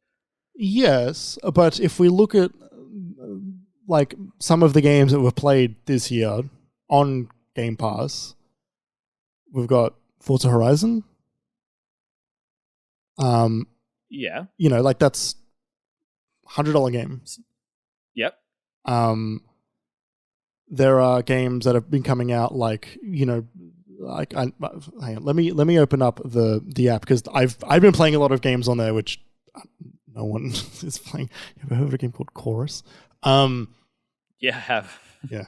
I keep playing Chorus, Jeremy. You're such a mess right now, man. I tried it. It's not very good. Not very. I tried it last year too. Yeah. Like to the point I just never brought it up on the podcast. Yeah, yes, same, right? Like sorry, just a quick tangent. I've been using Notion to capture all of the notes for every game that I've been playing to sort of just keep my thoughts a little bit consistent as I play. Chorus is the only one which is a blank page. It just says Chorus and that's it. It's the only one. Play it. Because it's got like the icon changes when I start to write in one of the documents. It goes from it being a blank document to being a written in document. Chorus is the only one that is still blank. Yeah. The Yakuza games. Okay. Like you were playing Like a Dragon. Was that through Game Pass or was that through PlayStation because you had a code? Jeremy, I bought Judgment, which is not on Game Pass. Is that the only one that's on Game Pass? Judgment and Lost Judgment are not on Game Pass, and also not all the Yakuzas are there anymore. Some of them have left. They're all back now. They came back today. Oh, okay. But no, I haven't played a Yakuza game myself. Right. Okay. You know, there are like you've been trying to get me to play a Yakuza game all year, but I haven't. Still trying. I think that while they're, I think maybe the thing is some of these games that are there you probably would very, very much like? Sure, like I want to get to Unpacking and the Forgotten City. I want to get through the Gears games because it's been a while, just to, kind of in the same way I'm playing Jak and Daxter and Final Fantasy 13, right? Just in that it's the same thing. Yeah, right. And like, things like like maybe like the Doom games, or like, the some of the other Bethesda's games that have been added, like, I don't know if you ever want to go back and play Skyrim, but it's there. Like Prey or Death of the Outsider. Or... Yeah, right. Like, and I think are those there, that being options, not the same as you just wanting the option to play N64 games again, or is it like what are the differences that are there? For me, it's that, like, I'm much fonder of N64 games. I have a great nostalgia for that period and for that console and that generation. Like, that's my shit. We know this. Yeah. For Game Pass, it's that I frequently open the all games category, scroll, and then stop and linger over Final Fantasy 13 or Final Fantasy 10, even though I've played them all already, but they're the most appealing things on there. Mm. And I say to myself, no, Kerry, keep scrolling, and then I'm at the bottom looking at Zuma again. Zuma. I've looked at Zuma. And like World War Z and like World Zombie Army. Like, every time I go through it, nothing grabs me. It's like, I don't want to pick up Fallout on... I don't like playing Bethesda games on console. I don't like their console controls. Yeah, they're not good. And then on Game Pass, I'm playing less... PC Game Pass, rather. I'm playing less and less on my PC, which is silly, just because it's so much a part of my work right now, and I'm working as much as I am. I just want a bit more of that separation. I want to go spend time on the couch. The cats enjoy it more when I'm out on the couch. They can spend time with me in there. That's what everyone... I don't know. It's a whole thing. That's a lifestyle thing at that point. And so it's not that those things aren't worth what they are. They are worth a great amount. And you're right, those are expensive games. Like a Dragon being on there, that's a new game. It's well regarded. All of the previous Yakuza games there. Halo's there. For its faults, I enjoyed it greatly, and I was able to play it because of Game Pass. Like, great indies, Unpacking, and Outer Wilds. Like, the list goes on. It's great. But I just don't know that it's for me. It just doesn't. Yeah. It just doesn't. So I feel like I might have found it. And I think so I just realized there is not a single new game on Nintendo Switch Online. Uh-huh. Like, as in, there is nothing that is younger than 20 years old. Except the DLC. Yeah, but that's not a game. You have to own that game to play it. Exactly. So yeah, like, and so I think that's maybe where I think that I value the nostalgia more than the new. Yeah. Maybe.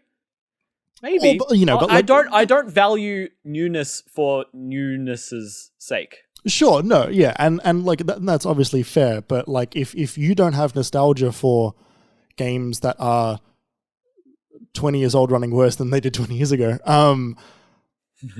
like, then there's nothing there for you. Like, I'm trying to think of the last time I played a Switch Online game. That's true. I'm using my Switch less and less at the moment, and part of that's because my Joy-Cons got drift. So every time I pick it up, I'm like, ugh. Yeah.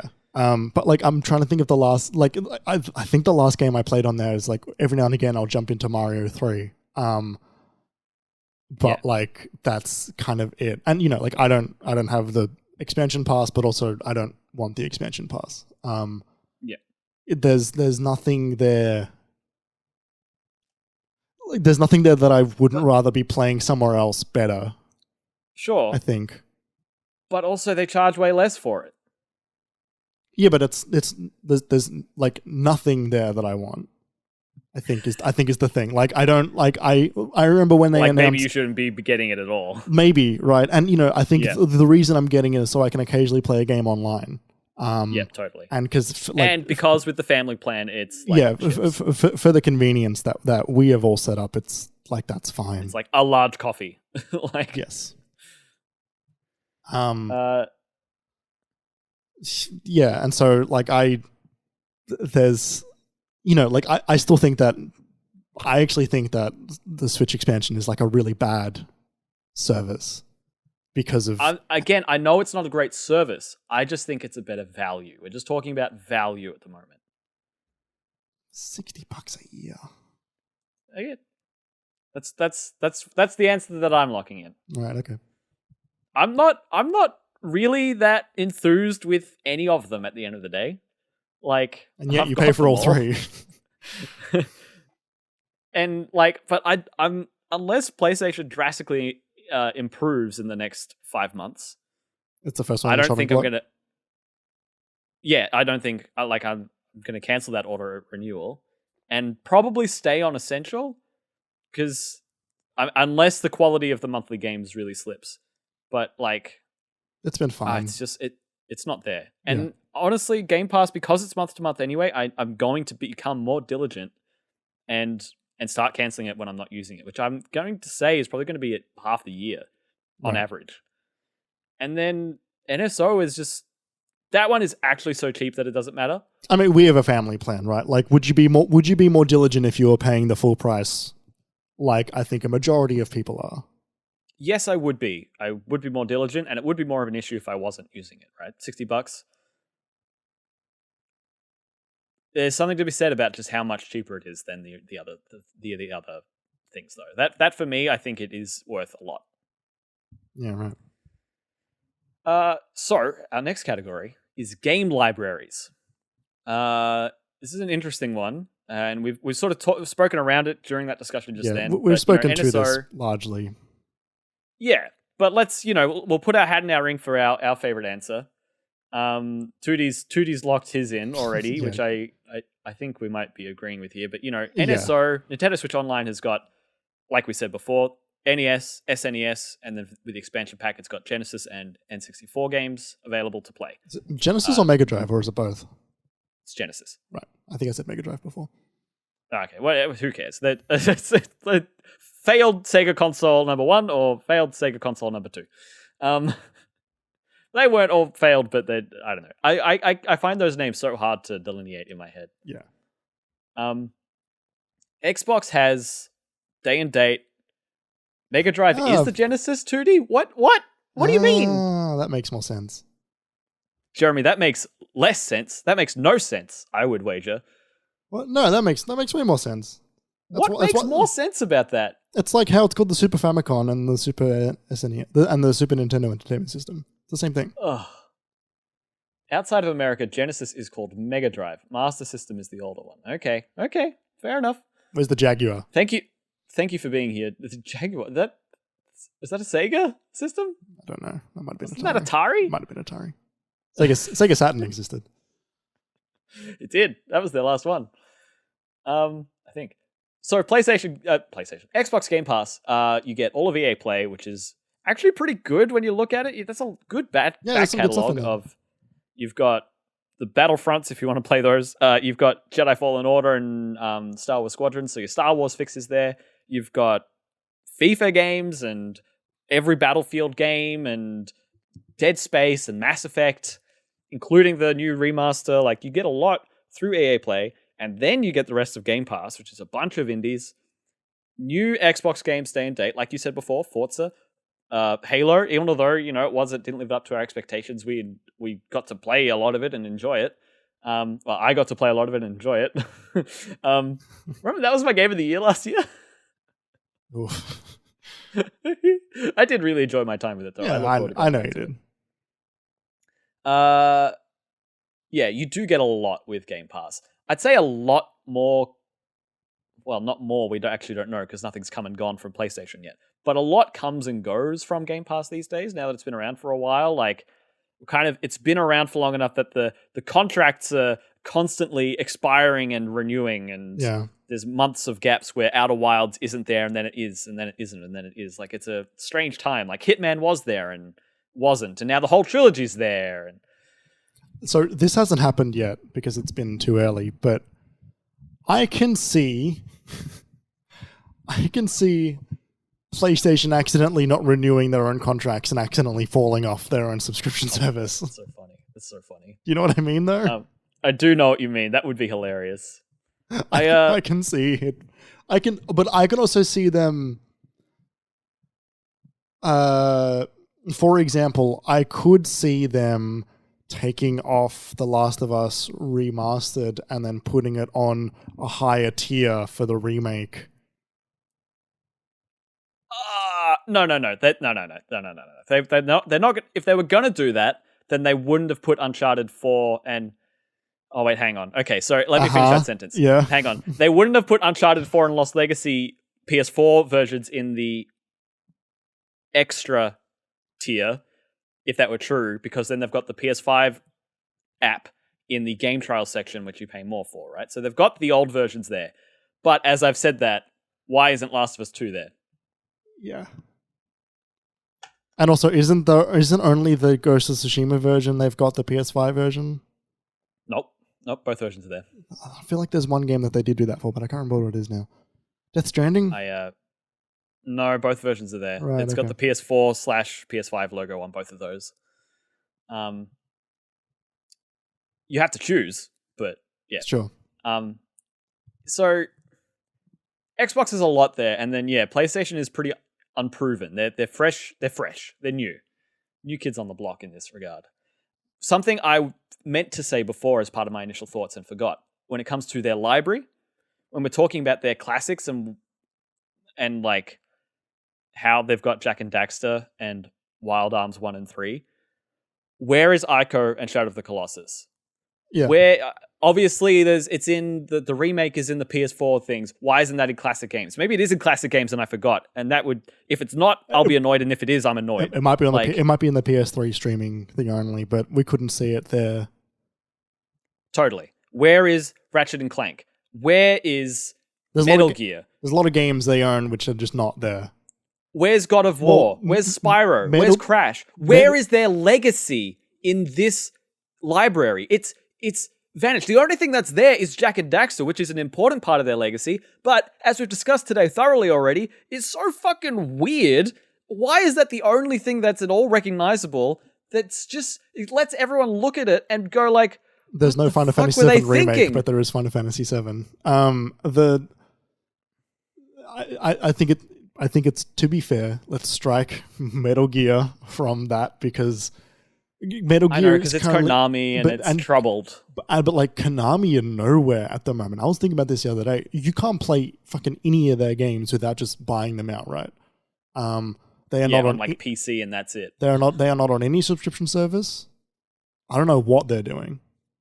No one knows what they're doing. They've been marching to the beat of their own fiddle. What is that? Marching to the beat of their own drum. Yeah. What's the one with the fiddle? There is one with your fiddle. You march to a... I don't know. Yeah, like, yes. They don't have a lot of the OGs that made PlayStation. Yep. There's not many of those old fighting games that they used to love. Just like Tekken 2, and that's it. They're missing a lot of the Resident Evil games. They're missing... like you said, the Shadow of the Colossus stuff and the old Final... Everything that was a part of Astro's Playroom on the PS5, all of the franchises they paid homage to in that, just gone. Mm-hmm. Irrelevant. Mm-hmm. Anyway, so PlayStation's ruled out, and NSO are only offering games as recent as 2000 on their service. Yeah. And you have to pay extra for games that new. So Game Pass wins. Yeah. Game Pass definitely wins. As you said, Tootie, you called it like 10 minutes ago. Additional benefits is another category we've got here. This will be a bit quicker. Yeah. So this is like, who wins when it comes to the stuff that isn't your game library, So when it comes to Xbox, we're talking about the cloud streaming and the console to PC streaming. We're talking about the member discounts and deals, so that Discord and Disney Plus and Apex coins and all that random shit you get. What else? That's basically it. That isn't games from them, but that's a pretty decent offering. Yeah, and I think availability Like an accessibility, I think is a aspect of it. Like you know, like where you can play cross saves, that sort of stuff. Like while it's not the game list, but it's like the additional ways to help you enjoy the service more. Sure. Streaming. I mean, a lot of that doesn't tie into Game Pass. A lot of that is just how Xbox works online. Like, we're pretty sure. Yeah. Like the cloud saves, like you just get. We're pretty sure. It's not even a part of their like feature list for Game Pass. Like you just have cloud saves if you have an Xbox account, I think. Yeah. Right. But like like streaming, would be one of them. Getting the Xbox game streaming service as part of Game Pass Ultimate is like. Yep. It's quietly becoming a game changing thing, I think. Yeah, and it'll take some time. I think also this falls under library, but I would say getting PC Game Pass with Game Pass Ultimate is one of those extra benefits. I'd say having it lumped in there, having access to a whole other platform, even if it's similar games, I would say that's an additional benefit. Yeah. And I'd say that's excellent value. For that. In terms of Nintendo Switch Online, the extra benefits you get cloud saves, which great, kind of good if you lose your Switch, but if you didn't have it before then it's fucked. And also some games don't support it, like Animal Crossing. Yep. You get access, Jeremy, to the Nintendo Switch Online app.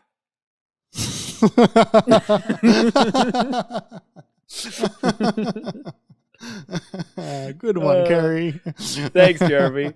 I had that one. You get the ugly app, the one that's got a different logo style to the rest.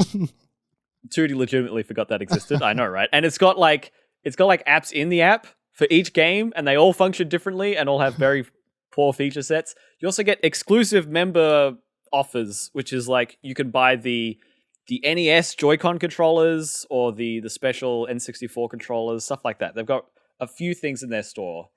I'll see if I can find specifically what that is, but yeah, like, right. And PlayStation, you get so you get additional games. You get that weird guides. What's that? Yeah, you get their game help. Did you use that? I used it for Astro when I was going for the Platinum. But didn't that already exist? Pardon? Isn't that already a part of... Or is that base PlayStation Plus you get that? Base PlayStation Plus. Oh, I thought that was just a thing that everyone got.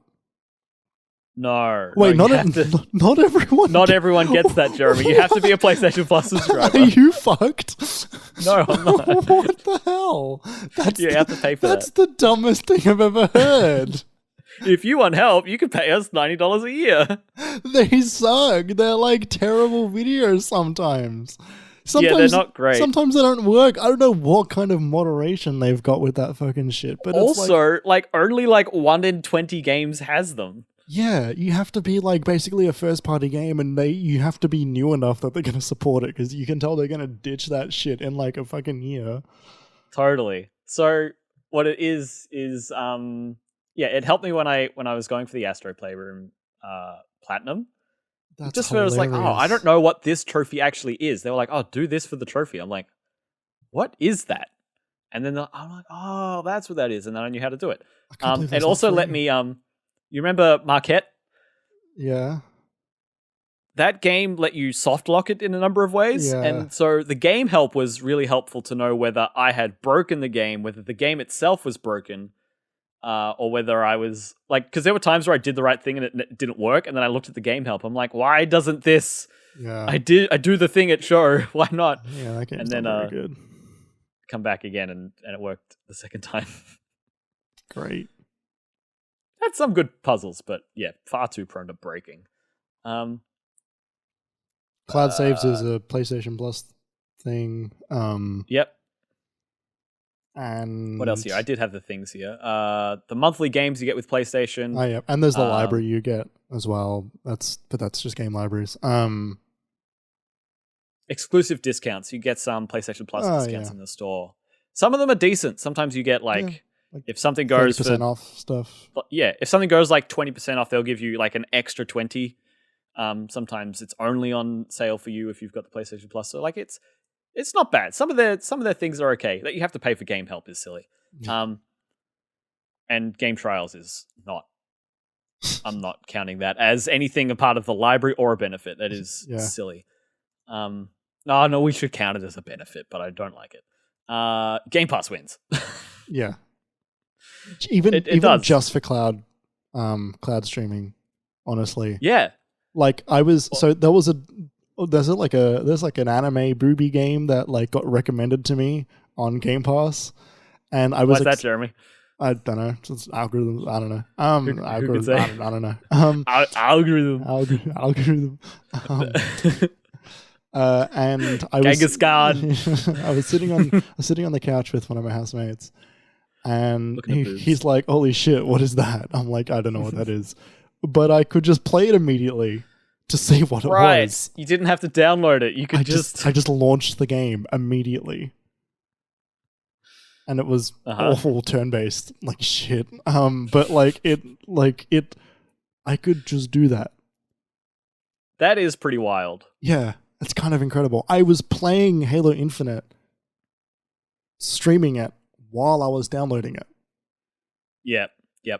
The few times I've tried streaming it have usually been when I'm trying to play Master Chief Collection, and that game is not worth trying to stream because the controller settings get really confused. Right. And you have to like set it up each time, and then it like sets as a default on your account, so then when your game is actually downloaded and you play it on your system, then everything's it'll bring it blocked. across, yeah.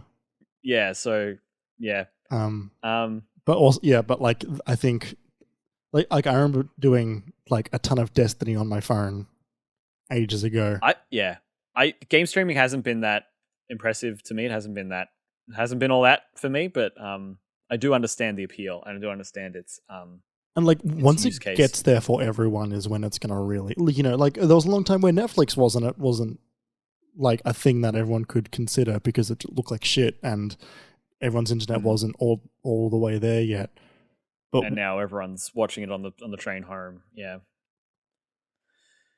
Yeah, Game Pass wins here. I think for me, it wins it because of having PC Game Pass included. Having cloud streaming, even though I don't use it personally, that is great. And that's it. Yeah. Yeah, that is it. That is reason enough. Jeremy, who is each service for? Who is each service? Who is going to be the ideal customer? Who is going to be happiest when they buy each service? So for PlayStation Plus, I think it's people that never owned a PS4 and have just got a PS5. Nerds. Thanks, Tootie. Tootie says nerds are going to be the happiest. For PlayStation Plus, I think it's people that have never got a PS4. Yep. And have just got a PS5 and now have to try and now want to catch up. I think it's a similar reason for Game Pass, sort of jumping the gun, but it's like, can you imagine being a kid and having Game Pass? Can you imagine being a kid and having PlayStation Plus extra? Yeah, so I think that's for the PlayStation. You got to think, Harry? Counterpoint to that. Remember a couple of weeks ago when you asked your friend, your housemate, who missed the PS4 generation, has a PS5, and isn't interested in this service at all. Yeah, he listened to that episode and then went, that sounds kind of good, and then bought it. As June always says, we're actually kind of good at selling stuff. My housemate got it. That's so funny. It's really funny. So funny. Yeah. I was using him as an example of someone that was not going to buy the service, who it should have been for, and then him listening to me describe the service made him go and buy it. That's absolutely hilarious. Okay, so that's the answer to my counterpoint. Yeah. For Xbox Game Pass, I think it's anyone that has a decent-ish computer or any of the Xbox any of the Xbox consoles, who plays games once a week. Okay. Or who only has time to play something once a week and try something different. At a minimum. Okay. And who is NES Online for? It is for nerds who are 24 to 38 and don't realize that their nostalgia is being sold to them year on year on year. Fools. Suckers. I gotta go. It's been real, everyone. It's for Smash Online, says Tootie, and I couldn't agree more. That's why I got it originally. Expansion pack. Yeah, NSO. Expansion pack. That's for Ocarina of Time. You're excited to buy the Zelda collection that's going to come out this year with an unchanged version of Ocarina of Time. Yes, Jeremy, I am. Shut up. I can't wait for it to be the original ROM that they put on the fucking thing with all of the busted textures. No work done on it. It's just been in the pipe for 6 years waiting. Hey, Kerry, how does it feel that you love their game more than they love their game? I'm alright with that. Shouldn't be. How does it feel loving Star Wars than George Lucas loves Star Wars more than? No, that's good, because his version of loving Star Wars is the only good version of loving Star Wars, which is nerds are like, but the canon. And he's like, yeah, but what if they were friends? I do like his disrespect for that. Yes, shit. I adore his complete lack of care for the wider universe of Star Wars, and just want to make the best story that is right in front of him at that very moment. Yep. Tootie says that NSO expansion pack is for Sin and Punishment. Tootie, can you give me a one sentence pitch on Sin and Punishment? Why should I try it? Because I see it there and I'm like, I don't know what that is, and I move on. Jeremy, I think the most two equivalent things here are PlayStation Plus and Xbox Game Pass. Yes. So, Switch always is going to be doing its own thing. Yeah, consoles exactly. are different. Marching to the beat of its own drum. Everything is different. Someone's got PlayStation 5. Someone's got Xbox Series X. They can only get a subscription service for one. What do they get? Assuming that they don't have a preference for either or the other in the way that you and I do, where I'll prefer to play things on PlayStation or you'll prefer to play on Xbox. And they own both consoles. They own both consoles. They can only get one subscription. They only want to pay for one subscription. Which are they going to get? Because the reasoning of someone who's going to play something on their console once a week, I think applies to the PS4, PS5 collection, depending on how up to date you are with the modern titles.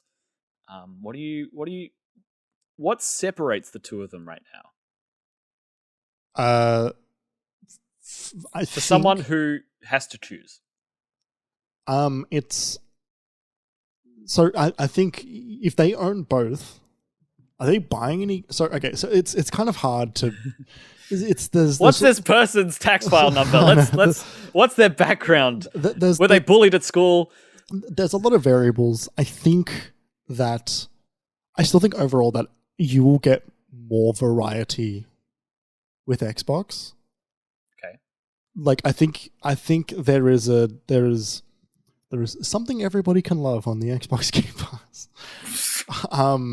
But I mean that sincerely, because there's a lot of different types of things on there. Mm-hmm. As well as the new stuff that comes to that service is that is maybe the biggest draw of all. Is the knowledge that every game that is being published by Microsoft and more is going to be there day one. Yeah, that is a big deal. And I think it still is weird to me to know that I will never have to purchase a Bethesda game again. They will just directly purchase. That will just never happen again. Mm-hmm.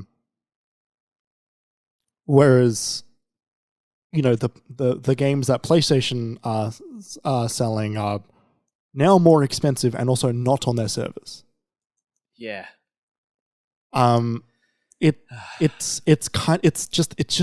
just a little bit cross-wired, right? It's kind of onerous. You know, like Yeah. like you look at it and it's like I'm being charged a lot of money for this and I'm getting less out of it. Like, I feel like at the very least, maybe what they should have done is when they launched all of these games are going to come, like, you know, like cut a little bit of Like, loss. Come up with a rule or something. Well, like not even a rule, but just like hey, guess what? Like, you know, not every game is going to come to our PlayStation service day one. That being said, here's Horizon, here's GT7. Maybe if they gave like extra discounts for people who pay for deluxe, you know, Or if those premium games were half price if you buy deluxe, or a promise like, that it's 3 to 6 months away. Yeah, But they don't want to give that transparency. They don't want to offer that service. They don't want to give away that value. Jeremy, I do want to point out that something that might be worth the game catalog of PlayStation Plus for you. They do have both PS4 and PS5 versions of Balan Wonderworld on here. Oh, so I already bought that game, Kerry. Oh, you already bought it for $4. That's right. Sorry, I it's, forgot. It's sitting in an EB Games about 8 suburbs away that I just haven't been bothered to go pick it up Oh my yet. god, you clicked it and never collected it. Yeah. Well, they weren't offering shipping on it. It was the only way I could buy it. Yeah, going through the you know, there is some good stuff here. Demon Souls is on here. Like Returnal, Miles Morales, like Valhalla, like Assassin's Creed Valhalla, Death Stranding, Ghost of Tsushima, like a lot of great stuff from like 18 months to 2 years ago and prior is on there, and that's fantastic. But yeah, there's nothing to look forward to on that service. That's it, isn't it? That's what it is at the and moment, because we don't know when they're going to come in. When is Horizon going to reach that threshold? When is Final Fantasy VII going to be added? Right, like it's remake. Yeah. Yes, yeah. And I think the other part of it is Xbox learned this that every year for the past 4 years they've been having, this is the Xbox Game Pass showcase, basically. Like, we're going to showcase all the stuff that's going to come to our service, and it was not exciting. It was not full of excitement. It was, this is great for a thing I already pay money for. That's really cool, but I'm not like oh my god, that's like exciting. Arc 2 is coming, you know, right? Like, there's nothing there that's getting me like overjoyed. And they had more of that this year. That was stuff like, hey, that's a really exciting thing. I'm excited to play that. Yeah, Silksong and Persona and all kinds of stuff. But for the first few years, you've got these growing pains of launching a service isn't an exciting thing. You know, people aren't overjoyed to spend $15 on your stuff, especially when they own a lot of it already. And or played a lot of it. And then PlayStation come out with that thing, but with less excitement and a confusing price. Yeah. Confusing prices. It's just, you see it in the so I'm just flicking through their catalog. It is the best place to play Final Fantasy now. For Jeremy, you know how I installed Final Fantasy X on the PlayStation and like I already had like an 8-hour save on Xbox? Yeah. It's not on Game Pass anymore. Yeah, I know. Yeah, you told me. So I can see that the only place to play is on PlayStation.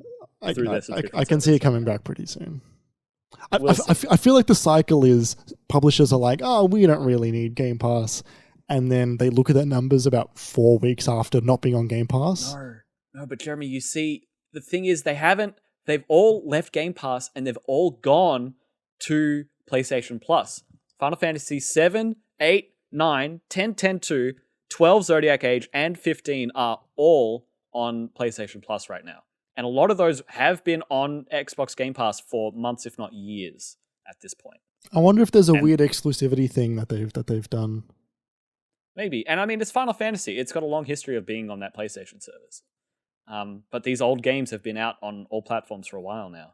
But, you know, it's things like, you know, they've got some Bethesda games, Fallout 4, Fallout 76. That's interesting. They've got some Ubisoft games. Far Cry 3 Classic Edition, Far Cry 3 Blood Dragon Classic Edition, Far Cry 4. Not 5 or 6, but 4. 5. You want to play the one from 2014? Great. 5, which has recently come to Game Pass. I know, right? Like, it's a strange. It's. I don't know what to make of it. God of War's here. That's great, but how many people haven't played that at this point? It's a 4-year-old game, and it's also a game you can pick up for $12, right? Yeah, they did make a lot of their first-party stuff really cheap. A lot of their older first-party stuff, which I think is great. Yeah, sure. But yeah, God of War. Tootie's asking if God of War is coming to PC. God of War came to PC 6 months ago now. It's been on Steam for ages. It's got NVIDIA DLSS ray tracing settings out the wazoo. Like it's very impressive on PC. There's a great video, Tootie, which you should watch, which is someone replaced the character models of Kratos with Homer Simpson, Atreus with Bart Simpson, and the first guy you fight with Flanders. Ned. Yeah. And it's very good. It's very good. PlayStation Plus don't give you anything you can't run on PlayStation. Yeah, so Tootie asked if it gives you the Steam version of anything. Definitely not. There is no version of PlayStation Plus that's available to you on PlayStation, PC. Also, to answer your Sin and Punishment single sentence pitch, Star Fox with anime characters does sound pretty good. I would have to get through Star Fox first, but it is cool that there's more Star Fox, I guess, after that. Yeah, I don't. PlayStation Plus is only for people who don't have Xbox. Honestly, yeah, I can't genuinely look at someone who has both consoles and say choose this one over the other. And I was the person who was going to jump ship. I was so excited for the potential of this, but they have not met that excitement. They have not met that potential. Tootie says, you'll remember when Portal 2 on PS3 gave you a Steam code. I do remember that. Yeah. I do remember that. That was the only PS3 game they released. It was a very strange partnership they had back then with Valve. Yeah. One of Valve's last games. Yeah. It was only on PS3, only ever on PS3, until recently when it came onto Switch. Yeah, look, I think the where this sort of ends with me is that this is the most PlayStation 5 subscription service that could have ever existed. Yeah, it's a lot of money. Fits Sony's playbook right now, doesn't it? Yeah, like it's a lot of money. It's trying to justify its own existence. There is some value here, but not quite enough for what they're charging for it. And there's very little. There's very little any looking back at the previous things that what got them there, right? Like there's no, it's just like, it's the continuation of the like we were on top. Yeah. Like we're going to act like we're on top. Yeah. Without realizing how much ground mentality. I think that they are indeed slipping. They are losing. They're losing ground. They're losing me. And 24 months ago, I would have told you that wasn't possible. They lost me when the console came out. Yeah. Yeah. It's funny, there was a video online as Tech Tips today that was about, they got their hands on one of the PS3 dev kits. It was this big server-looking thing. Yeah. And he was talking about how when the console was in pre-release, for a third-party partner of PlayStation to buy a dev kit, they had to pay $50,000. Rumored, like it's a hard to nail down number. That's not 100% confirmed, but it was rumored that developers had to pay $50,000 per dev kit to develop for the PlayStation 3 before it came out.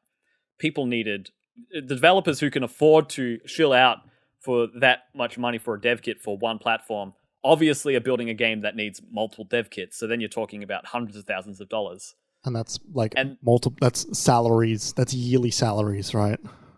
For a single dev kit, just to get on the console early, right? And it's just the PS3, which we could say that now 15 years looking back. It's just the PS3. And the PS3 was too much money when it came out. It flopped because of it. And all of PlayStation went, they scrambled and they went into emergency override to try and fix their faults. And then they had the PlayStation Plus big hack. You remember when PlayStation Plus was down for 60 days? Yep. So they had a lot of they had a lot of ground to cover. They had to recoup a lot of goodwill. They had to recoup their losses, their financial losses, and turn a profit on the console. But that price point for the developer kit, the reason I bring it up is because it points to their arrogance coming out of being the most successful console of the generation with the PlayStation 2. One of the most Not successful just the consoles most successful, of all time. but exactly, most successful console of all time. They had unprecedented success. And they acted like everyone knew it, and they acted like they expected you to pay a premium because of it. Like they earned a right to charge you more. Like they earned the right to demand more from you for what they were being so generous to offer you. Mm. And it blew up in their face, and they had to about face, fix it. And that time is when I really started engaging with PlayStation as a brand, as a person, as I was a teenager, right? Yeah. You know what I mean? Because I had a PlayStation 2 before that, but I was a kid. And I started to get more involved with like, hey, these Uncharted games are pretty good. Oh, they're only on PlayStation. That's interesting. Oh, Infamous is interesting. It's kind of like Prototype, but it's only on this console. That kind of thing. Part of the reason why I bought a PlayStation 4, because I really enjoyed the PlayStation 3. Yeah. PlayStation 4 was so successful, and they didn't have their ass handed to them, and they're just their hubris is showing. They're the tale old as time. Except they're not getting their just desserts like they have in previous generations. No, because they've been cultivating the brand for such a long time now. That's true, and they've been successful. And when you look back on it, PS3 was really the only console generation of theirs that didn't really slam it out of the gates. And even then, it still came back and sold more than the Xbox 360 ever did. And I think a lot of that comes... It's still a successful console. A lot of that comes from... And this is a fairly large topic, but I think they're not quite weaponization of fan and culture around being a PlayStation kid, but at least their opportunism and enablism of people associating themselves as being a PlayStation kid. The idea, especially in the West, Xbox had this thing where it was like, oh, you can play with your friends and stuff, but no one was like, oh, until even in the 360, and largely that was just to sort of go against the PlayStation grain. There wasn't like a big push to be like, oh, like I'm an Xbox gamer, as much as the 360 and the Xbox original things. They weren't selling backpacks with Xbox branding logos on it, right? It wasn't a fashion thing. They didn't have the mascot characters, right? They didn't have a lot of the nostalgia that PlayStation were doing. And they were newer.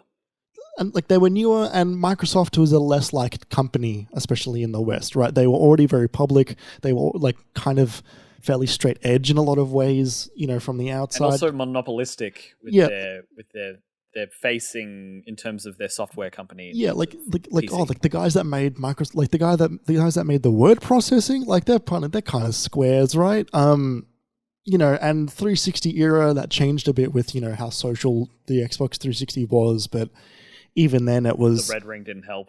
Red ring didn't help, but it was not a fashion statement to say I'm wearing Xbox 360 kicks. I don't have a hat with an Xbox 360 logo on it, whereas you might with the PlayStation symbols. PlayStation have got this brand, and they have made that fan base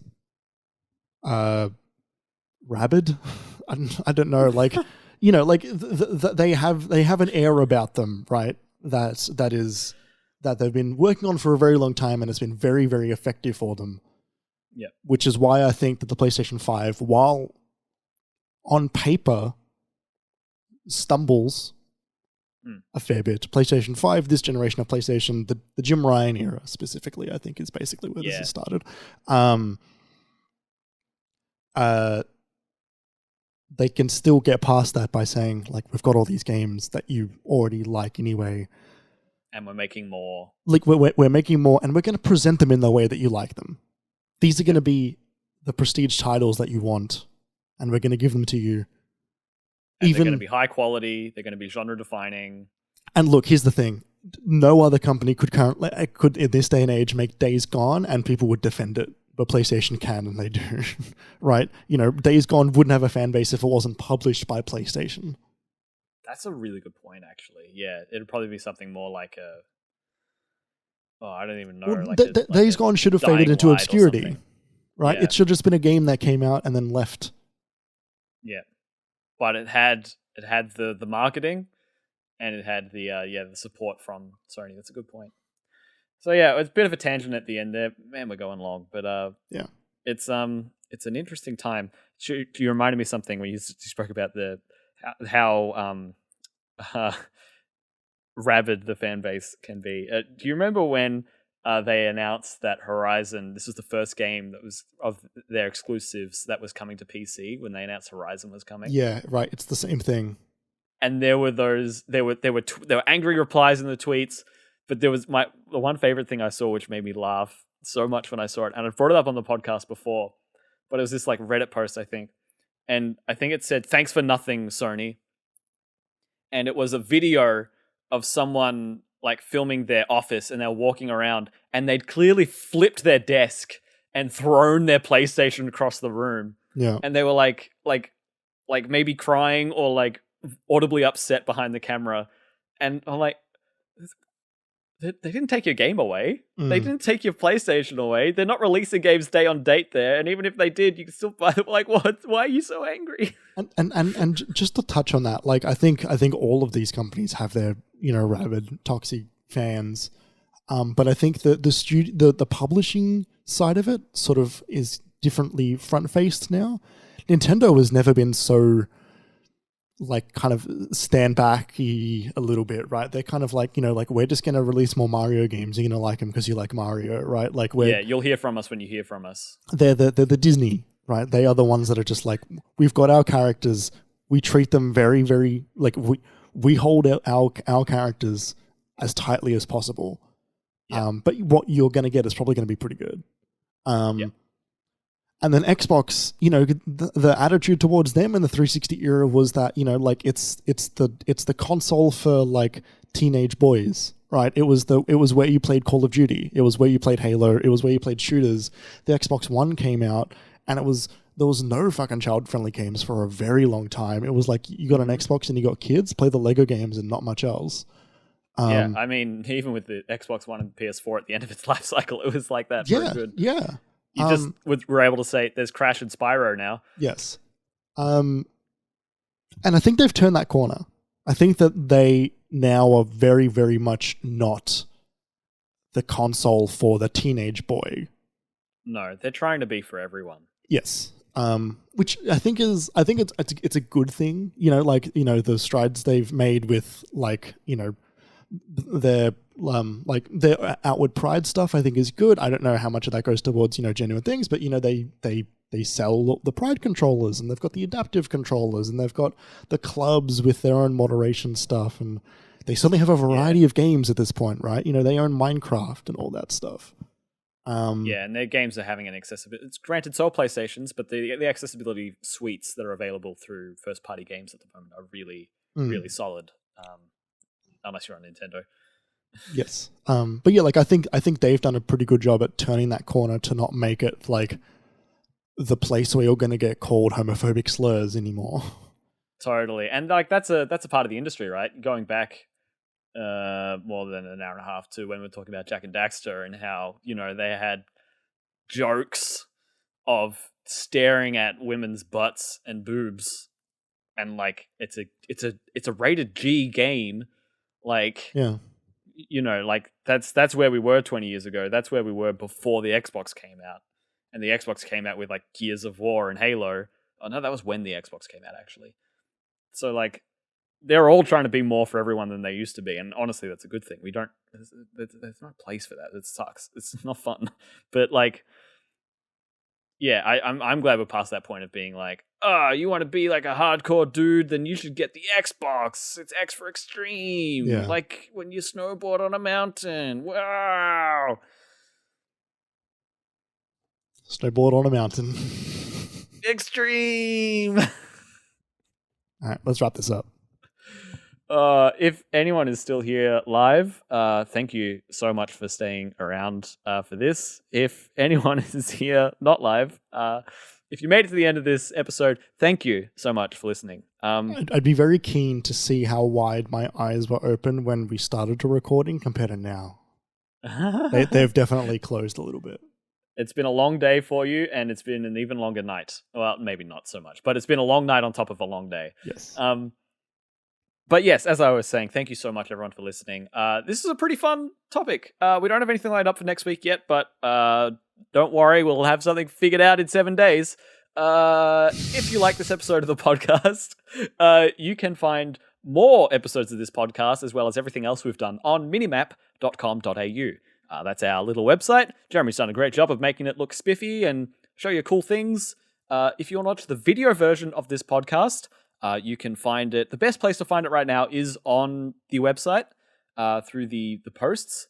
It's a bit hard to find on YouTube, but we'll get there. And if you want to catch us live, you can find us on Twitch. Be a part of the Twitch chat like 2D and June were today, Sam as well.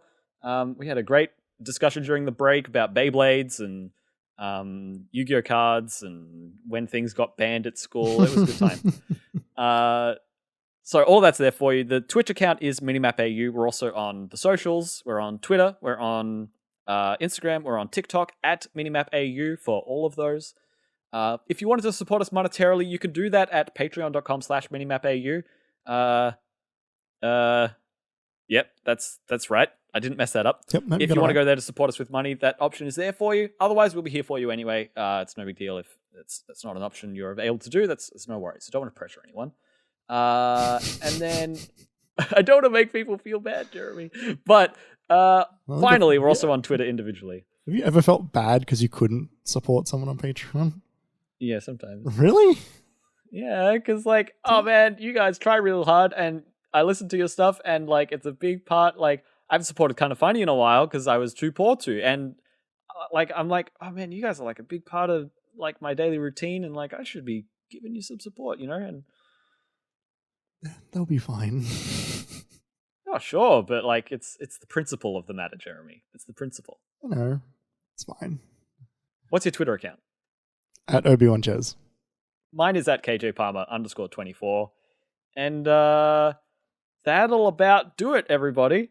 Thank you so much for listening. Thanks for being here live. Thanks for being here after the fact. We'll see you next week.